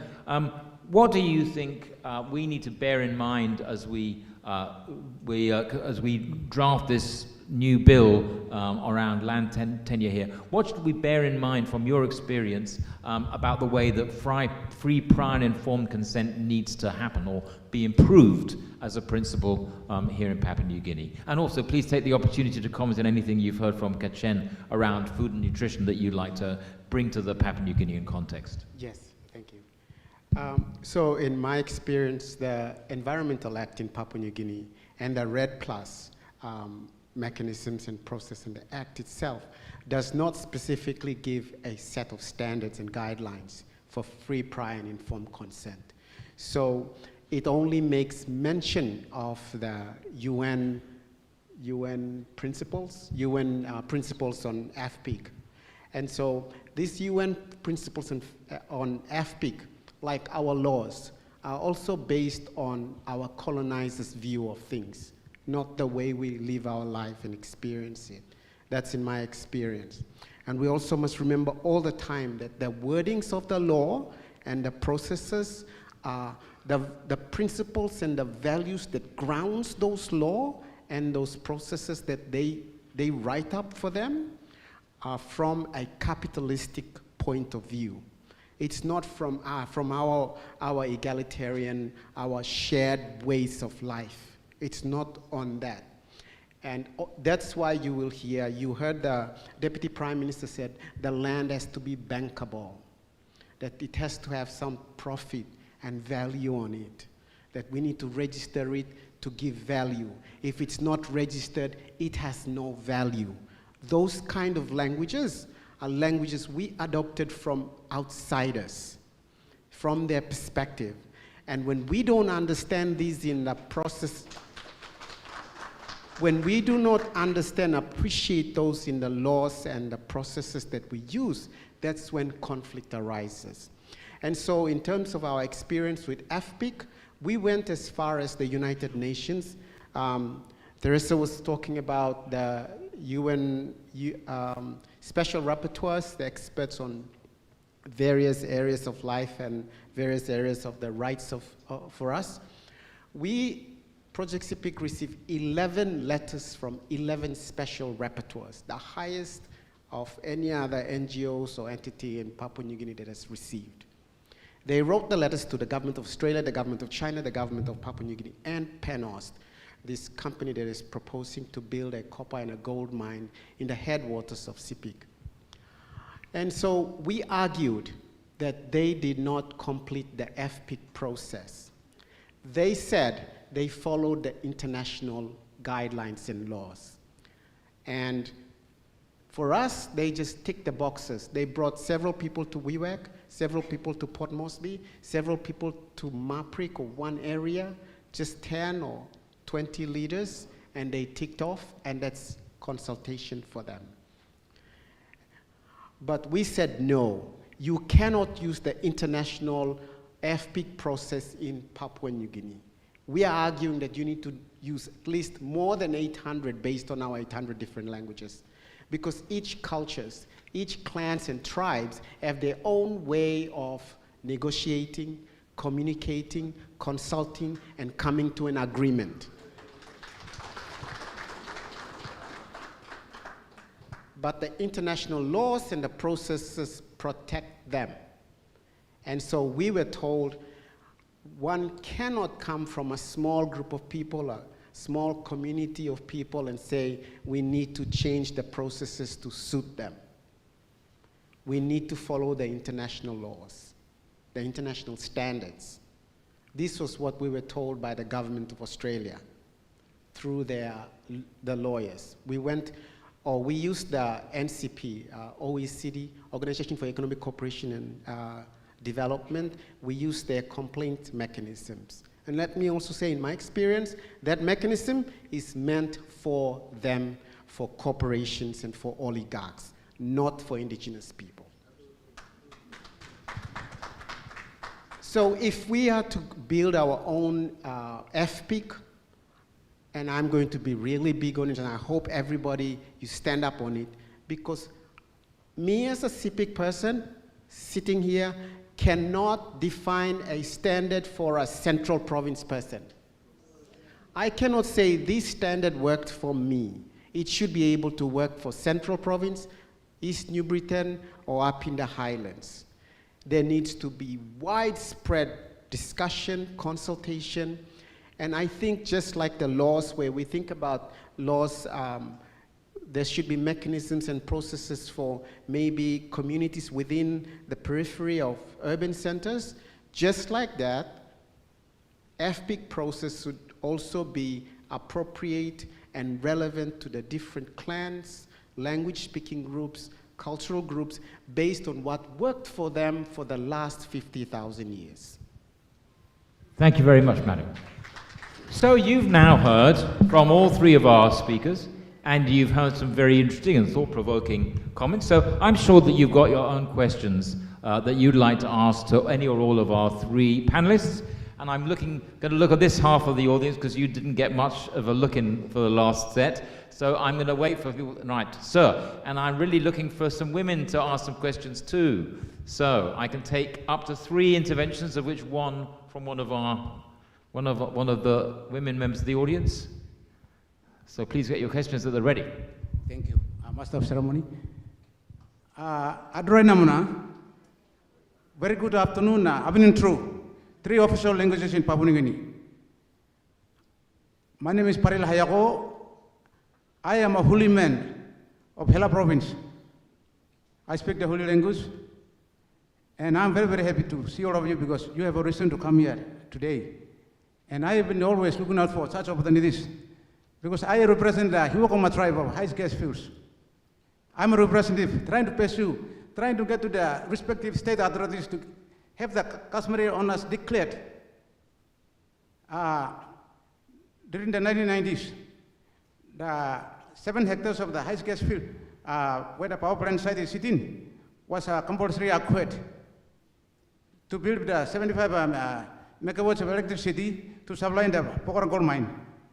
So I used to work for City Council, and that's why I also respect the Motogo Devons too. Sometimes I spend time with them too, and work along with them as a fellow Papuan and to talk about the issues. And I mean, some of you here and local members here too, Mr. Samuel, thank you for your presence. And not forgetting our chairman himself, son of Motogo Debu, chairman of the Special Parliamentary Committee, Kitu Hodeu, son of Central Province and Motogo Debu. I also take my time to say and congratulate my Honorable Prime Minister James Marape and Rosso government, also for giving, and the Parliament of Papua New Guinea, this current Parliament, for appointing the our very own son of Motukotebu to head this very, very, very special organization under review. Because after 50 years now, I have to talk and open up my mind because there won't be any other time for me to talk.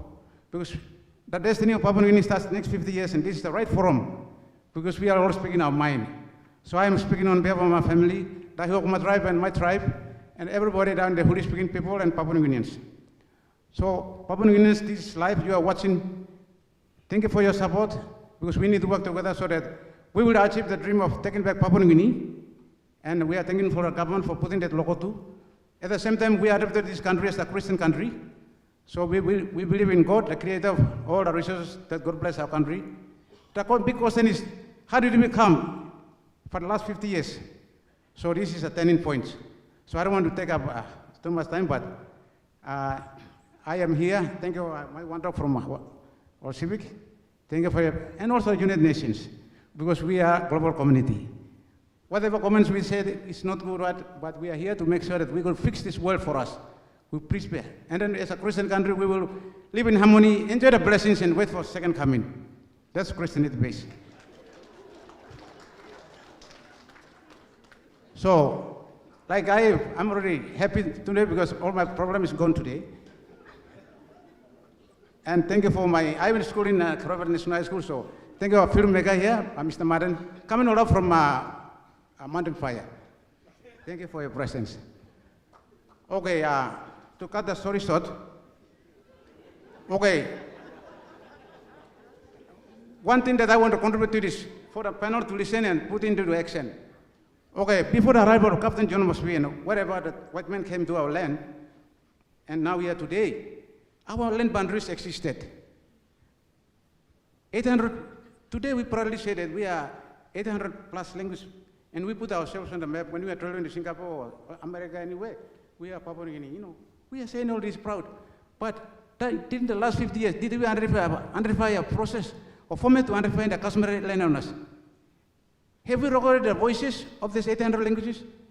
Have we, in those 800 languages, there are tribes in there. For instance, for the Huli people, we have about 50 tribes. And the land in the Huli area is about 10,000 square kilometers. So the tribe was, before the arrival of the Jack Heights, the land was already divided up, and the tribal histories were already passed on generations. So that's where I'm trying to come in. So I used to live with a man called a former MP from Koroba at that time, the late Andrew Abiria. He was a stockman. That's why just when Abaja should get support from him, and they used to push this Papua Best Night in there.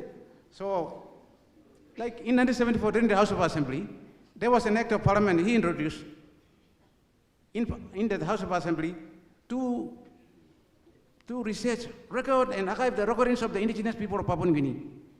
In a very small place at Borogo, next to the Pedis Club, that is where that place was called. It's called the Institute of PNG Studies. So that place is even bigger than Parliament, according to my understanding, because all anthropologists from around the world came and studied and come and get the reference there to study all our customs, languages, and music and dance. But so far, how many of these books and archives and how many of these languages and histories have been recorded by the department? Now I heard that it's been with the Cultural Commission, but those are my background findings as having lived in the City Council. I mean, working here and living here. So what I want to recognize, have we found a format to understand the customary landowners, them boundaries? What do we land here? Did we identify the clans who owns which part of the city? What has to be done now is we have to go through again, identify the, get the history, genealogy, tribe mark, then boundary, and then register them according to the customary boundary, so we are free from cash. Thank you. Adrena Mana, God bless. Thank you. I have, let's see. Oh my goodness. Okay, these three hands are going to get it first. Madam. Thank you. I'll sit and talk. My name is Shelley Launa. Just let's get away from the rhetorics and all of that. I wanted to thank the UN and thank the panel and everybody who is involved in this one. I'm from civil society. Currently, I'm sitting on the University of Papua New Guinea Council. I'm a member. And I think my focus is on research on JETC. And just listening to everyone in the room and the sentimental that shared, I agree with the fact that we need to have indigenous people on the special committee, Mr. Hidu, Minister Chairman Hidu. People from Motu Koita and Lay, they must be included in whatever you're doing, because as a gender and community development officer working with OSET for 40 years, I realized that this is the problem. They are marginalized. And they have not been included in mainstream planning and budgeting, and their traditional land rights taken away from them, and the traditional leadership that deals with land tenure system has also been squashed in a lot of ways. So they should be given special seat in this. And I agree with the Motu Koita people having their own representative in parliament. They should be given. And given Emmanuel, my colleague there, his experience with the Sepik River and all of that, when I'm sitting and listening, everybody thinks that when you talk about native land ownership, we're talking about the resources, like I think my brother from Huli is alluding to. I'm not about the resources. Resources are 6 feet under the ground. And as Emmanuel pointed out very, very well, it's brought in by outsiders, and outsiders actually said 6 feet under the ground. It's a crown grants ownership, and they take it out from us, and they've been taking it out from us. And from this forum, we must all agree that this should stop. This should stop. As a woman working with women in the Motuan villages and across Papua New Guinea in the 89 districts, I've seen enough of people coming from outside and telling us lies with the vocabularies and with their laws and systems, and they tricked us. They tricked our people. So it must stop. With this initiative, for the next 50 years, people within my age group, like we're talking, Jonathan Owanta is my colleague, and some of us are here, we have been in the development space, socioeconomic development space for the last 50 years. We would like to chart a way forward for the next generation of our people in a new way, our Papua New Guinea way. And the acting Prime Minister pointed it out, that Fiji, Maori, and all of these laws can be looked at, but for me personally, we must have a melanation Papua New Guinean way. We are very unique in the Pacific. We have 800 languages, and these 800 languages, they have their own families, they have their own clan lineage and tribal system, and our houseman system, which is very different to Fiji, very different to Australian Aborigines and the Maori people. We cannot be compared. And I repeat, we cannot be compared. If it's the colonial masters that's comparing us, it has to stop today. January 2026, it must stop. We will not go seeking approval from outside people to tell us that this is our land and this is our... No, it's not. It's our land, and we decide. Coming to the issue of food production, I do agriculture training for selective cropping for women in sustainable livelihood development. And this is what I find. The women are now, we are left to do agriculture and food production. The men are running around to where the resources are, getting into the high LG groups, looking for money in Waigani. We lose our manpower in agriculture, fisheries, livestock. Our sons and our husbands and brothers, they don't know how to build houses in the village. They are flooding in Port Moresby and Lay, and they're living in a squatter settlement. This has to stop. We need to push the people back. There was a vagrancy act when I was a young officer and working at the Dame Kerokidu. We talked about vagrancy act to be reactivated and reinforced, and everybody must go back to their land. That has to happen. And the last presentation, you talked about food coming in here. My own research shows that there are 5 billion kina worth of food coming in from outside to feed our country. When the Highlanders came to Port Moresby, they eat bread and they eat flour and they think that this is Master Kai Kai. Am I right? I came to Moresby to study at university in 1983. Anua Bada was very small and they were giving us bread. And I thought, where does this food came from? Because my father would wake up every morning and we see the sun, and that's when we do gardening. We leave this land fallow and we move to the other side. And that's how my school fees were paid, from coffee and gardening. And I came to university. Only in Moresby, I did not see gardening. And if we need to reinforce our customary land accessibility and user rights, we need to get back to agriculture and livestock. We need to get back to forestry. We need to get back into doing fisheries, fish farms. Australia does fish farms very well and livestock very well. They did not want to introduce that to us. They give us their food. We are their market. All the way down to Tasmania, I see. They process white rice and wheat flour for Papua New Guinean market. This must stop now. For the next generation of Papua New Guineans, people get back onto their land, deal their land, change the laws, and we own it. Thank you. Okay, these will be our last two comments. The good thing is we have 2 days of this workshop and so many more panels. Everyone will have a chance to speak, but these will be our last two comments for today. This lady and this gentleman. Thank you. Afternoon, everyone. My name is Zagi Doko. I work in the real estate industry in NCD. I've been in the industry for about 30 years, so I've seen what's been happening with traditional land. The growth of squatters' settlements have outgrown our suburbs, and it's all due to poor planning. This is my opinion and my thoughts. We must register our, not voluntary. Government must make law to register traditional land. Because there's been a lot of abuse. Talking about capitalization, but how do we protect environments like the CPIC? We've got to get the best of our traditional laws, customs, and how do we integrate that? So government needs to work with our people. Government, and I'm not talking about good member Keith, I'm talking about the public servants in the department.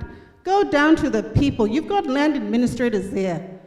There's existing laws there. Go down to the people and use technology as well, with what your minister is doing. Use technology to identify land and register all the land. Identify who the true landowners are. We've got drones and technology that can identify land, earmark all the land. We are losing fathers who know the land boundaries. So we must protect that, the land boundaries and that history. The new generation, people like myself, don't even know these land boundaries. We're losing our customs in that. So I think it's very important. I know a lot of you people don't agree to it, but we have to register our land, our traditional land, and try and look forward to going forward with development, how to progress using the best of our traditions and with the laws, and come up with land laws that just also protect traditional landowners, as well as bringing development so we can participate. The other thing also I notice is, when we have development, we are marginalized. Water and sanitation are the biggest problems. How do we integrate development into our villages? When you go to Hanobada, they're just all in that little space of theirs. They haven't progressed, and there's so much development in this city. When you start going out to Porabada, and I'm sorry if I'm going to insult people, there's so much development going on there. How much participation is the landowners involved in this development that's taking place there? Where are the protection of these rights of these landowners? And we're not talking about people existing now. You've got to start thinking about 50 years, 100 years from now. What happens to the land and your children? Some of you are just giving away your land for nothing, and you should be ashamed of yourself.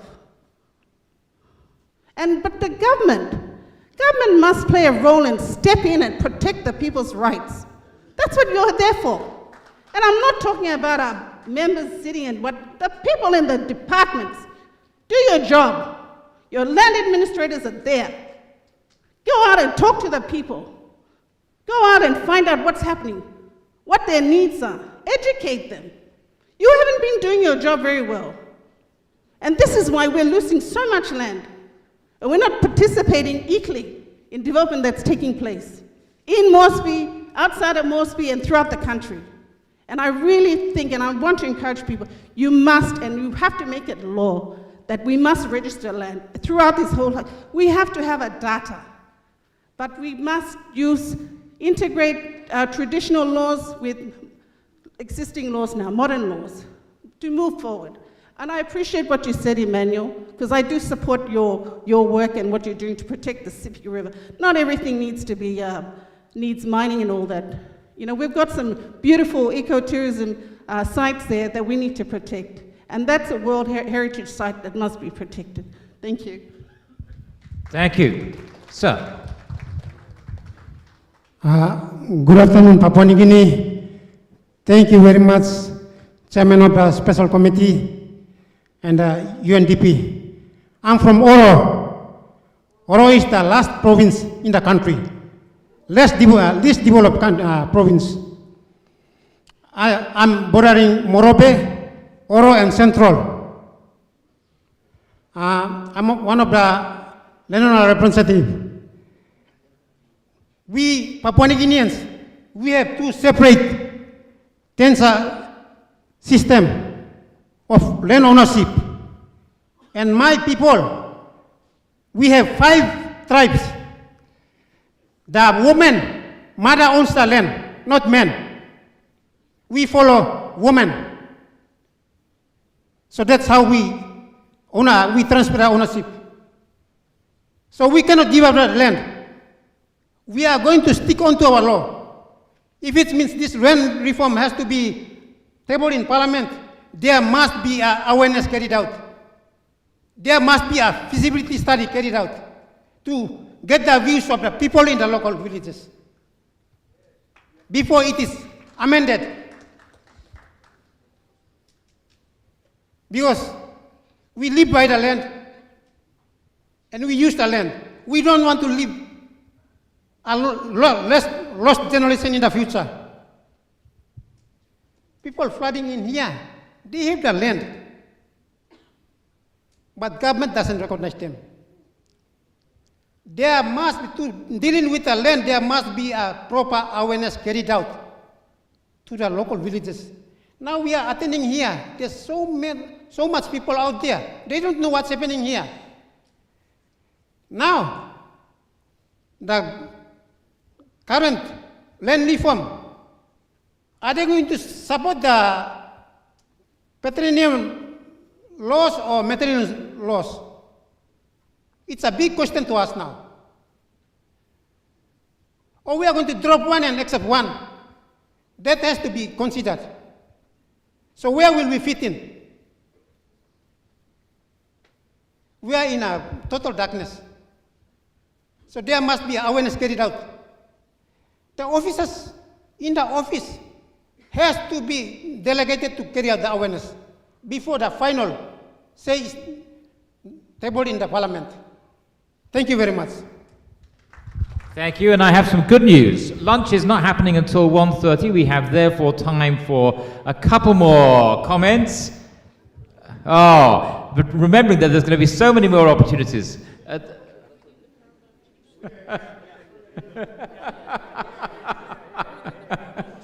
Okay, Paramount Chief of Port Moresby, then, okay. I can't resist that offer. Thank you. My name is Yaba Gate. I'm the chairman of the Badiri Wama clan in Kirekira, Koitabu, and Motukoita. We own half of Port Moresby, and we don't even get anything out of it. My people suffered for a long time. I must thank the Honorable Kit and the UN for taking this opportunity for taking this seminar on. And I also acknowledge my member for West, Honorable Lohiba Samuel, and also my chairman, Motukoita Russell Wabuk, and my own clansman, Deputy Chairman, Pastor David Harrison is somewhere here. We are from the city, and I believe what Dame Carol has said, we should have a different opinion for our national capital, especially Port Moresby and Lae. And I commend my brother from Moresby, Martin. We have a same situation. Government has a deaf ear from us. Government doesn't know us, we exist. In fact, Badiri Wama own 90% of schools in NCDC, and we have nothing. Our children are denied in education. 90% in Port Moresby, you own the school. You name it. Port Moresby General Hospital, we own it. The main suburb in Boroko, we own it. We don't get anything out of it.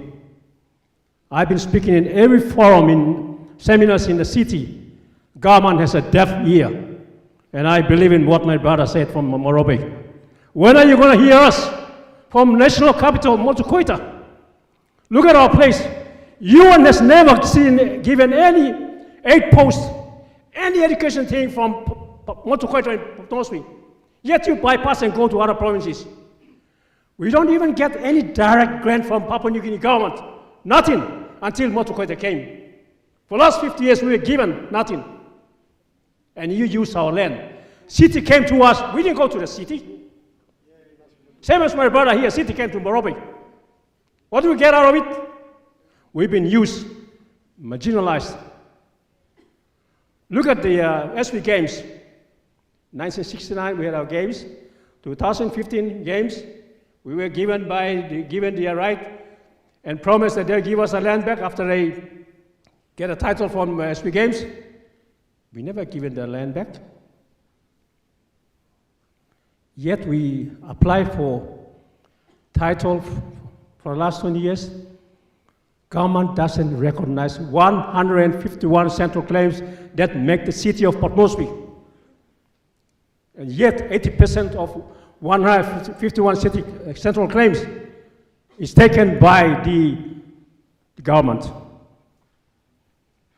DAs, majority of the DAs in Port Moresby has never been settled, never been bought, and yet the government claims it as a state land.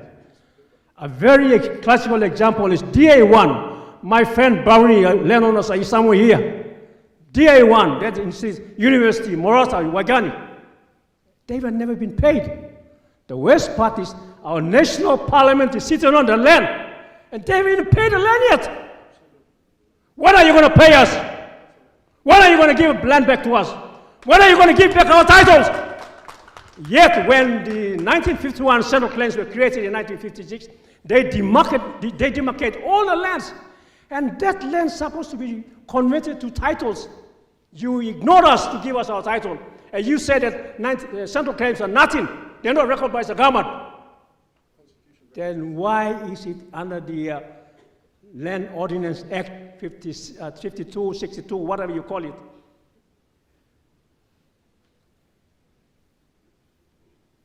This is sad for our Motukoita, especially.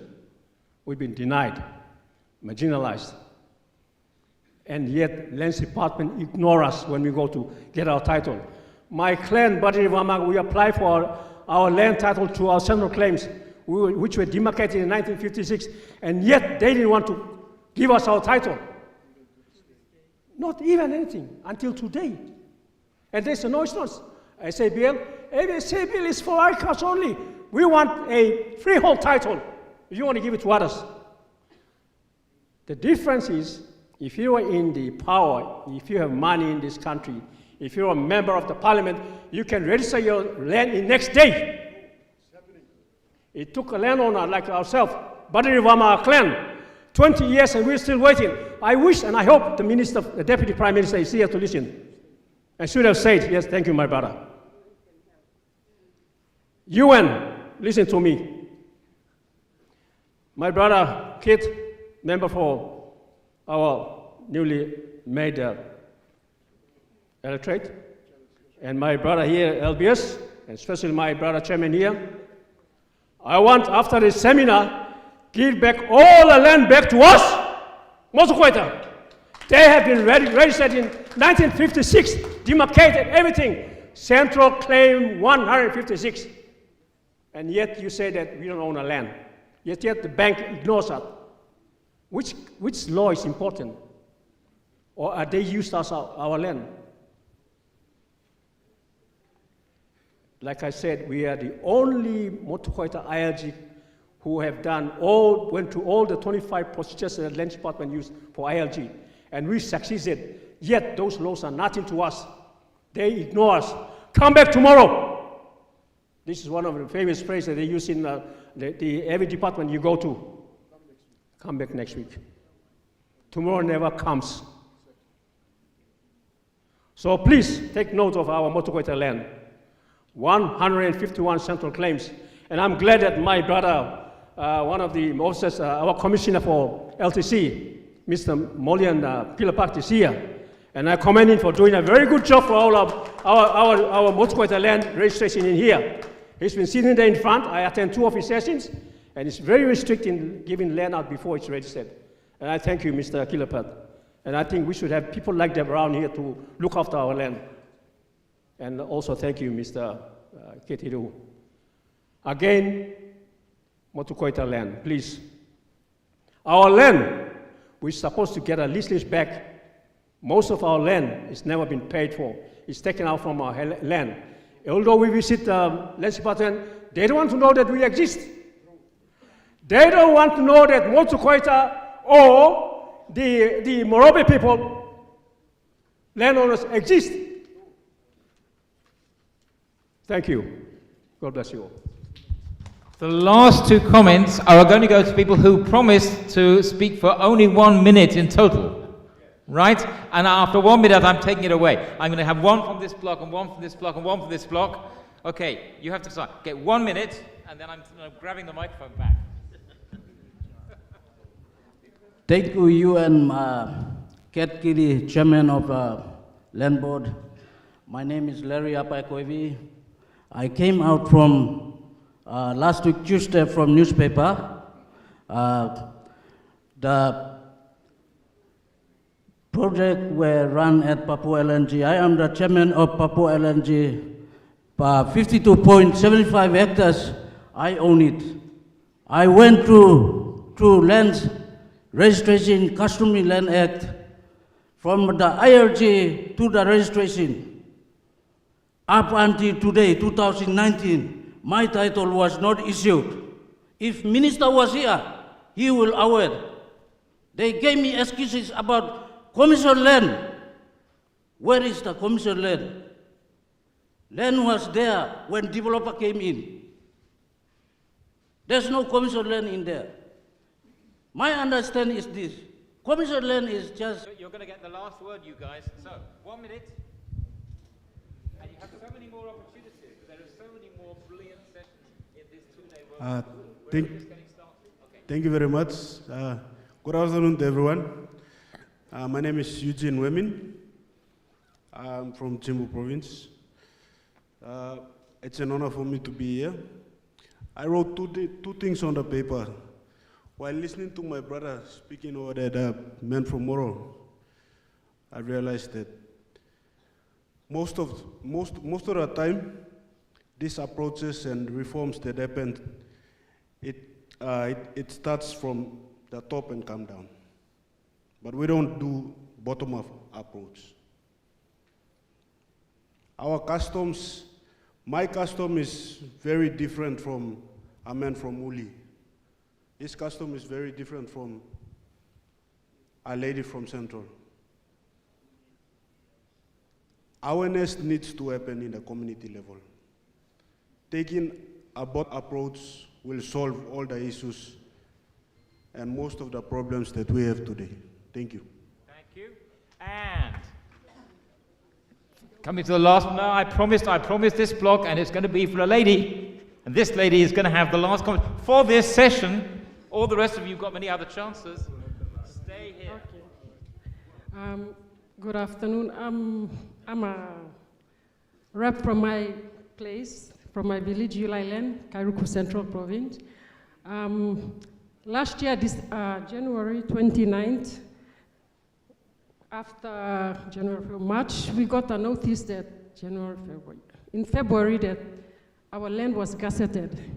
We had a gazette notice from Lands Department, G64 from Lands Department saying that Yulai Land was gazetted G64 notice and 318, and that is customary land. Now, I'm a rep from my village, Paramakupuna, so I go to Lands Department and I ask, I'm a normal, ordinary mother, a villager who goes to my village and enjoy my village, and we are surprised that our land is gazetted. It's a shock to my people back at home. So what's the procedures, what's the advice, what's the laws like now you're talking about, and our fellow friends here? I'm new to this too as well. So the lands tell me you have to form an association to be a voice, because when you go as an individual, you won't be heard. You have to go as an association, back to your clan, to form an association and be the voice of your clan. So that's what we did. At the same time, the Gazette notice had 90 days, and we only found out in March, I think. We had only 1 month to go before the Gazette 64 notice was going to be expired. And it was a shock to the people of Yulai Land. I think there's some of them here. So we go to lands again and ask them, what should we do in order to protect our land? Because we know customary land. How did lands get into customary land? How did it get gazetted? So they said, you have to go back, do a sketch map, do lands, go survey your place, secure your land, and form an ILG. So that's what we do. We are just trying to protect the land because already the land is gazetted. So that's the procedure. So we go and we do that, all the requirements. Today I come here to get some information and awareness to go back to my clan and tell my clan. And now I'm hearing all this. The minister himself said that ILG is not optional. So what do I do next? Because I'm in the process of ILG. I'm only here to get message back to my people and tell them what we should do and what is right and what is correct. And now I don't know what to do now. So to lands, I get a response letter before the objection, sorry. The objection, you have to write the objection before the Gazette notice, due notice, to our understanding. So we form an association and we write to the Lands Department and we give it to the Lands Department before the Gazette notice is due. So we are secured and our voice is heard because we are already registered in the system. Those are the procedures. So after that, we go and do our ILG. Now I hear from our member and deputy that ILG is not secured, so what do I do next? What do I go back and tell my people what to do? When we get the objection acknowledgement from the Lands Commissioner of Lands, they tell us that you will meet with the Lands Commissioner in due time, of course. They will let us know. At the same time, they write compensation, which on your side, on the UN side, you say that land should not be compensated. So I hear on your side, and I hear on the land side, and it's confusing to me. What do I do next? Some people already have their ILGs, and some people are complaining about their land. And my land is still customary, but was gazetted. So what do I do next? To the lands and to the UN. Thank you very much. Thank you. Time is up. And before we pass to Honourable Member Keith Duhu to respond to all the things you've heard, I am giving an optional 30 seconds maximum to any or all of our panelists if they want to. They don't have to. If they have a burning point they want to make after what they heard. Manu. I think a burning point. I think the burning point that a lot of our people are raising is the consultation. Not one process to develop a law or a mechanism or a policy should be done in Port Moresby or not even a regional setting. It has to go down to the province, down to the LLGs and talk to the people. If it means going down to the clan or the tribe, go down there to listen to them. This young lady has shown to us the complexities of understanding the processes and the duality in how the services and the products are serving one group of people and serving another group of people. It's amazing to hear also that she's in the village, she knows she's on a land, she's centered in her land, she's secure, and yet it was sold away or entailed to someone to come and do business. These are the dangers of registering land. These are the dangers of legislating on customary land. I also want to, while I'm saying this, we are not opposed to development. The government wants development. We also want to see our lives change. Fact. However, the government's role and responsibility is to ensure safeguards on land, resources, and its people, and always stand on Melanesian ways, Melanesian values and principles when it tries to legislate, when it designs, when it thinks about conceptualization. The government should not be standing on what is the investor saying, what is the investor want. That should not be in the equation when legislations are developed. Thank you. Thank you very much. I really want to just go back to 2 points we discussed in the past, because Emmanuel mentioned, that you don't want government to legislate customary land, and remind everyone that the guidance from the declaration is that the government has an obligation to recognize land, so that this is a real point for reflection, right?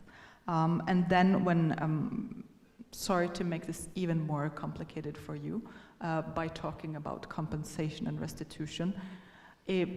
All guidance from the human rights mechanisms, both for indigenous people's lands and other people's land and property and housing, is always promoting restitution as the preferred option for these reasons that I mentioned. Now, it doesn't exclude compensation, and I'm not going to talk about the specific processes in Papua New Guinea to a detailed extent, but the reason behind it is that the guidance to states is that we want to avoid having to go to compensation, which means that someone has been relocated, right? We want people to stay on or to be able to move back to their lands. And there's been a lot of talk about decolonization. And I do think that the spirit of the UN Declaration on the Rights of Indigenous Peoples, and very much the spirit of human rights law overall, is exactly this. It's decolonial, so it's an instrument that you can use for that.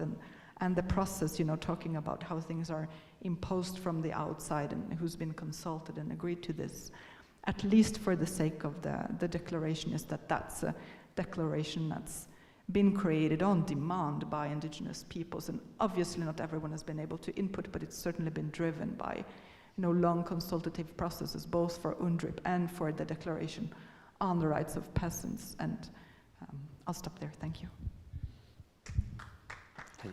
I guess we heard loud and clear that consultation is very, very important, and it also has to consider the bottom-up approach as well. I'm not going to touch on that, but I think what I wanted to mention, apart from consultation with stakeholders, I think within the government itself, this is a country that holds a lot of policies and strategies. Okay? And sometimes all of these policies and strategies are linking. However, when we are working on one policies or strategies or law, we forgot what has already been out there. So it's also a due diligence for the government to really looking at the alignment of the laws and legislations you are currently working on, particularly in the areas for which it's very cross-cutting, like land tenure. Consultation first.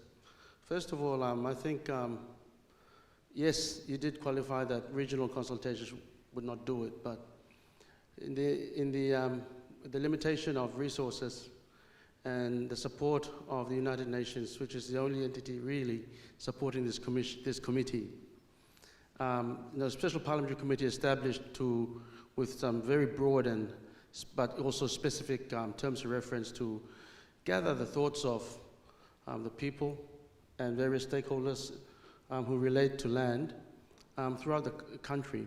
And yes, Port Moresby consultation does not tick the box. So every parliamentary committee actually does get funding, except for your very important customary land and land reform. So that's not my place to comment, but I'm grateful for the support given by the United Nations and every other entity, parliamentary services also, and its very limited resources to allow the work of the committee to go thus far. I think we've achieved quite a feat in such a short space of time, and that is consultation. Consultation also, I think we should understand, is that we are living in a constitutional democracy. Our civilization in our country as we know today is conformed, it must conform to the rules of engagement and the parameters set by the Constitution. Every law in this country sprouts from that Constitution, and Section 9 and 10 sets out the hierarchy of laws. Now, and the preamble of the Constitution sets out in very broad terms, amongst other things, the exploitation of natural resources and liberation of the peoples, of the indigenous peoples of Papua New Guinea, as we now know today. Yes, it is a civilization that has been, or peoples that have been, existing over 50,000 years, and the Cook, discoveries in Manhagan clearly sets Papua New Guinea apart as a people, and people with organized structure. Then then come our colonial masters with their laws and with their jurisprudence, their anthropology, their thinking. So the laws that we adopted in independence, or when the Constitution was introduced, we adopted every piece of subordinate legislation that existed at the time with their spelling errors. And land has been one that has been, in some shape or form, codified or taken care of under, the specific Land Act, or about 4 or 5 pieces of legislation that govern land. And that is relating to the 5% of alienated land. The question is this, and to address the injustices that many have shared today, me, my people, my resource, what about me, what about us? And the efforts of the committee in its consultation have heard, when we were in Leh, not only Lahi people or Butibam or Morabians turned up, there were people who turned up even all the way from Madang and CPIC, and that auditorium was full to capacity. There were people still outside. There can never be, in my respectful view, I don't think there can ever be enough consultation. Consultation must continue every day. The law is not rigid, it must evolve with the times and as the world progresses. But we're in a world of order. We're in a civilization of order. Parliament's duty is to legislate law. And so, leaving aside the handicaps we have, but I think the focus is that we have an opportunity to architect what should govern this very important subject of land, and customary land to be exact. So what is customary land, and what is native land or traditional land, or indigenous land? That question, broadly put, the answers are varied and numerous, and I think UNDRIP sets out a definition recognizable by subscription of member states and international best practice.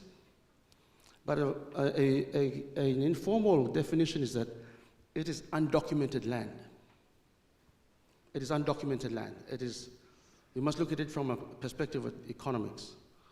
So this morning, the Deputy Prime Minister, or Acting Prime Minister, mentioned some very interesting figures. He said, based on land that the Lands Department governs and collects rent from, just because of a tweak to make collection of land rates efficient, The figure was 70 million kina they collected last year, correct? Well, your economy, the informal economy, your undocumented economy, is the converse of that. It's the 95% of that is undocumented. If you do the math, it turns about 1.3 billion kina in a 200 kina revenue out of your land, out of that 95% parcel of land. That is the economy that we want to untap. So it will put Papua New Guinea in a place where we no longer borrow. When I say this, this is just overarching, okay? The bottom line I'm trying to make here is not for investment, not for anybody. It's for the Papua New Guinean, the individual citizen, to be liberated for yourself. You don't have to put your land up for gold mining. No, nobody's going to force anybody to go into gold mining, go into resource extraction. I was the chairman of the forestry board for a period. And Shelley here today was a member of that board. Shelley will attest. Your PFMCs that give pre-approvals to licenses in concessional areas, submit an annexure of purported consent forms with marks and X's and signatures of unknown people. Correct, Shelley? Where is the authenticity of ownership? Who actually does own this land? This is where we have a lot of elite capture and resource extraction. We want to cure that. I think Papua New Guinea is at a time where we need to craft our own law. I agree completely. You'll be proud to know the draftsperson of the bill that we are going to, I'm prayerful that it will address all these various issues that we have raised today, is drafted by a Papua New Guinean. A very skilled Papua New Guinean draftsperson working in parliamentary council. Draftspersons are not cheap. This is something that really has to happen. And I say this, so if you allow me to share what it might look like, this is what it probably will look like. So, the intended legislation contemplates to create a trustee entity of the state. Under it, or bureaucracy, under it would be two registers. One would be the register of citizens, clustered, of course, into their tribal groupings, and clans as the most minute or lowest social unit that holds land in this country. Is there anybody in this room who does not belong to a clan? Is there anyone in this room who doesn't belong to a clan? But also, this reform intends to give legal form to clans. And through the clans, individuals who are members or belong to that clan. Okay? So that's the first register. I will come to how we could possibly roll it out when I finish off. The next register is property that belongs to the clan. Obviously, this new office will obviously have otherwise have a registration system that is analogous, if not parallel, to the Torrance system of registration, cataloged, and given unique volume and customary land volume numbers. It will then create definition to the land. But this primary interest is perpetual. It is not bankable. It will belong to the clan perpetually. The clan takes a sovereign personality. It's another legal myth that we will create by legislation. So the clan, forever and ever, in the sake of time, owns the land. You can never be disassociated generationally. Even 50 years from today, anyone bearing the name of Iduhu in my bloodline, following my patrilineal lineage, will always associate to the land that I associate to today. So there is absolutely no possibility of land belonging to a third party as we are today finding. What it does do is creates that security for the clan. That's one. Number two, then Keith, how do we address the question of securitization and bankability? Well, securitization and bankability will be addressed through an instrument, a subordinate instrument, of course under the supervision of the trustee, set out through legal mechanisms to addressing FPIC, free prior and informed consent, administered by the trustee entity. So this instrument of lease for a number of years, for instance, 50 years for agriculture or 50 years for housing or whatever it is what will represent the land, the asset. The representation of that is the lease interest or the deed, which will then be bankable. You see, the mystery of capital is then cured. Someone said, how is it that development and capitalism works in the West and never in developing states or former Soviet states? Well, it's because we are all egalitarian, like Emmanuel, you say, and we have plurality of ownership. This cures the concept of plurality of ownership. So everybody, as a grouping, belongs to a clan, which is now recognized by law. So we are not reinventing the wheel, we are simply giving cognizance or recognition of our peoples through the eyes of the law created by Parliament, which is its fundamental duty to look after the interest and the best interest of her people. The collective representation of members of Parliament, whose duty is to pass good law that will liberate and empower her people. This law intends to achieve that. Next question, what about the people like in Gereka, the people like in Taurama? Well, through this formalization mechanism, and the municipalities, Motu Council can consider this, because what we are trying to do is not to do a one-shoe-fit-all for everybody. This is a framework that sets the national platform to be administered in individual provinces, because each province has their unique situation, unique culture, unique languages. Enforced without the citizen losing his or her right of ownership, because it can, the interest of the loan or security would only attract and be limited to that number of years, whatever the life of the lease is.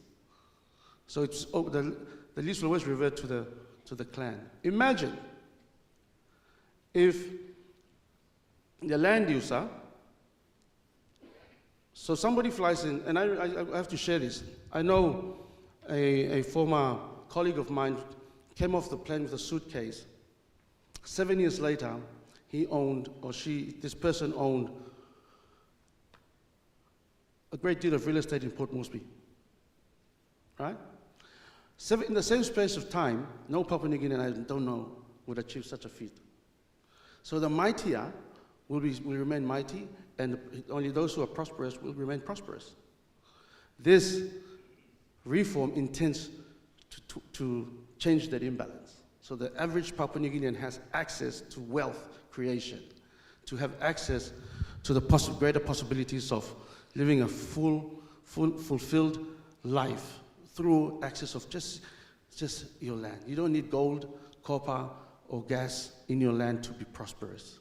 The fact that you associate to this real estate, represented by a title deed, through your consent of your clan, should give you access to credit, to do, even the most basic of subsistence farming requires some intervention.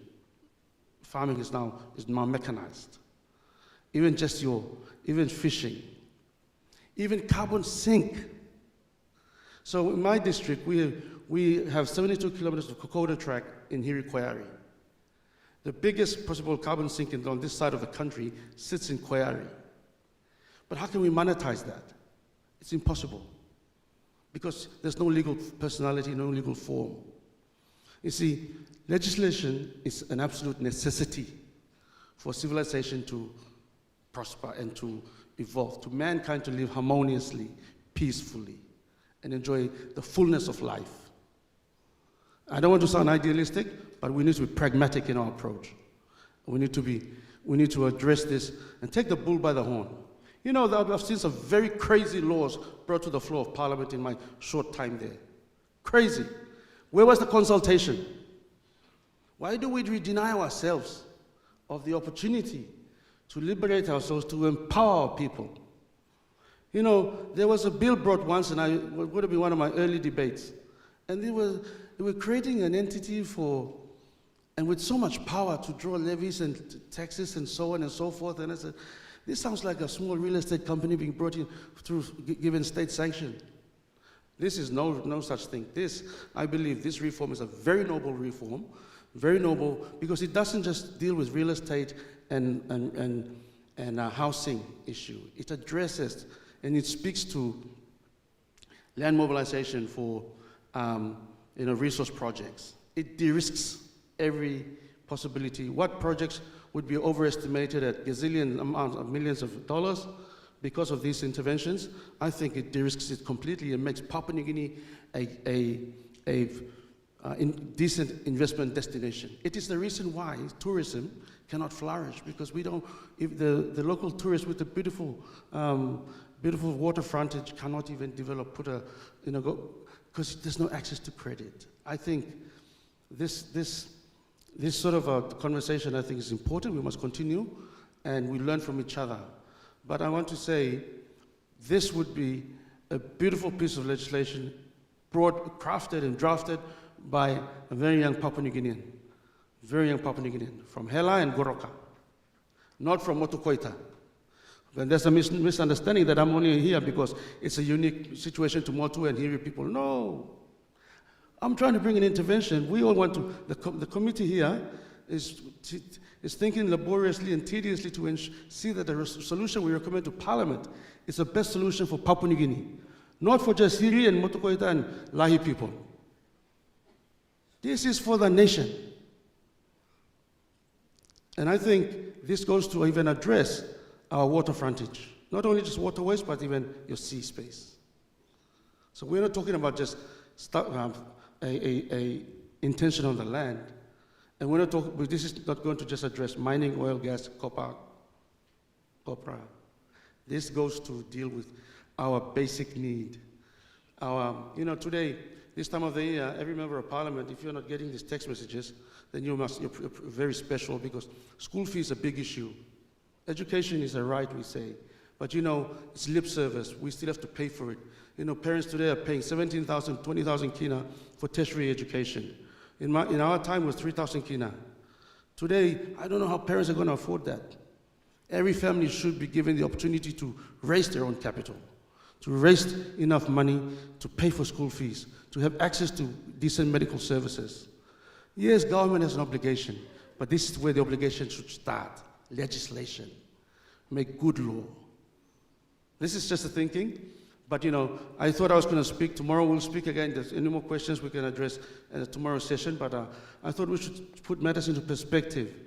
There must be, we have to put to stop this business about a gazettal notice just turning up in a newspaper that you're going to be evicted tomorrow. No. This creates also, if I may say, the principles of indefeasibility of title. So the clan can get the head title, ownership, but the clan is not stopped or refrained from applying for herself to have access to a small portion of her land, reduced to a lease. So he or she has, or they have indefeasibility of title to take a landing instrument to the bank and say, here's a valuation, help me get my tractor, or help me have access to some capital to do this and do that. Why not? Papua New Guineans could do that. Yes, Fiji has a system, but even they can't even achieve what we are trying to codify through this process. We're addressing all these various differences. The Waitangi situation in New Zealand is not the best practice either. They also come through conquest and conflict. And so, the Maoris actually won the war. And the Maoris then said, okay, it's all right, come and we work together. So the Waitangi Treaty was signed off, and they've come up with extra legal arrangements. What we are doing today under the current legal system are extra legal transactions or extra legal titles. These are not legal. Papagrango salim land, lolakim logem, and that's, last year it was legislated that sale of customary land was illegal, criminal, correct? But tell me, what is the penalty for selling customary land? Is it prescribed? Correct. Well, this law intends to do that, to criminalize the sale and purchase of customary land. You cannot sell undocumented land unless it's done through the appropriate way. There cannot be sale, but we can transact, because to sell is to deprive. And our Constitution speaks for fairness, not one to get richer and the other get poorer. I hope for now that is enough to chew on for the evening, and tomorrow, if some more questions arise, we can engage in this discussion tomorrow. Thank you, Nick. Thank you, Honourable Member. So, this was just the first morning. We've had a very exciting morning. To all those of you who were burning to get your questions and comments in, you didn't manage it, the good news is you've got all this afternoon, all tomorrow afternoon, all tomorrow morning. So come back, stay the whole 2 days, and give the same energy and passion and great comments and thoughts this afternoon and tomorrow that you did today. For now, Mark, has lunch arrived in the meantime? Lunch is here, and I think you've all deserved it. So, Mark, can you tell us, well, when are we going to meet back after lunch? We're not going to meet back. That's it?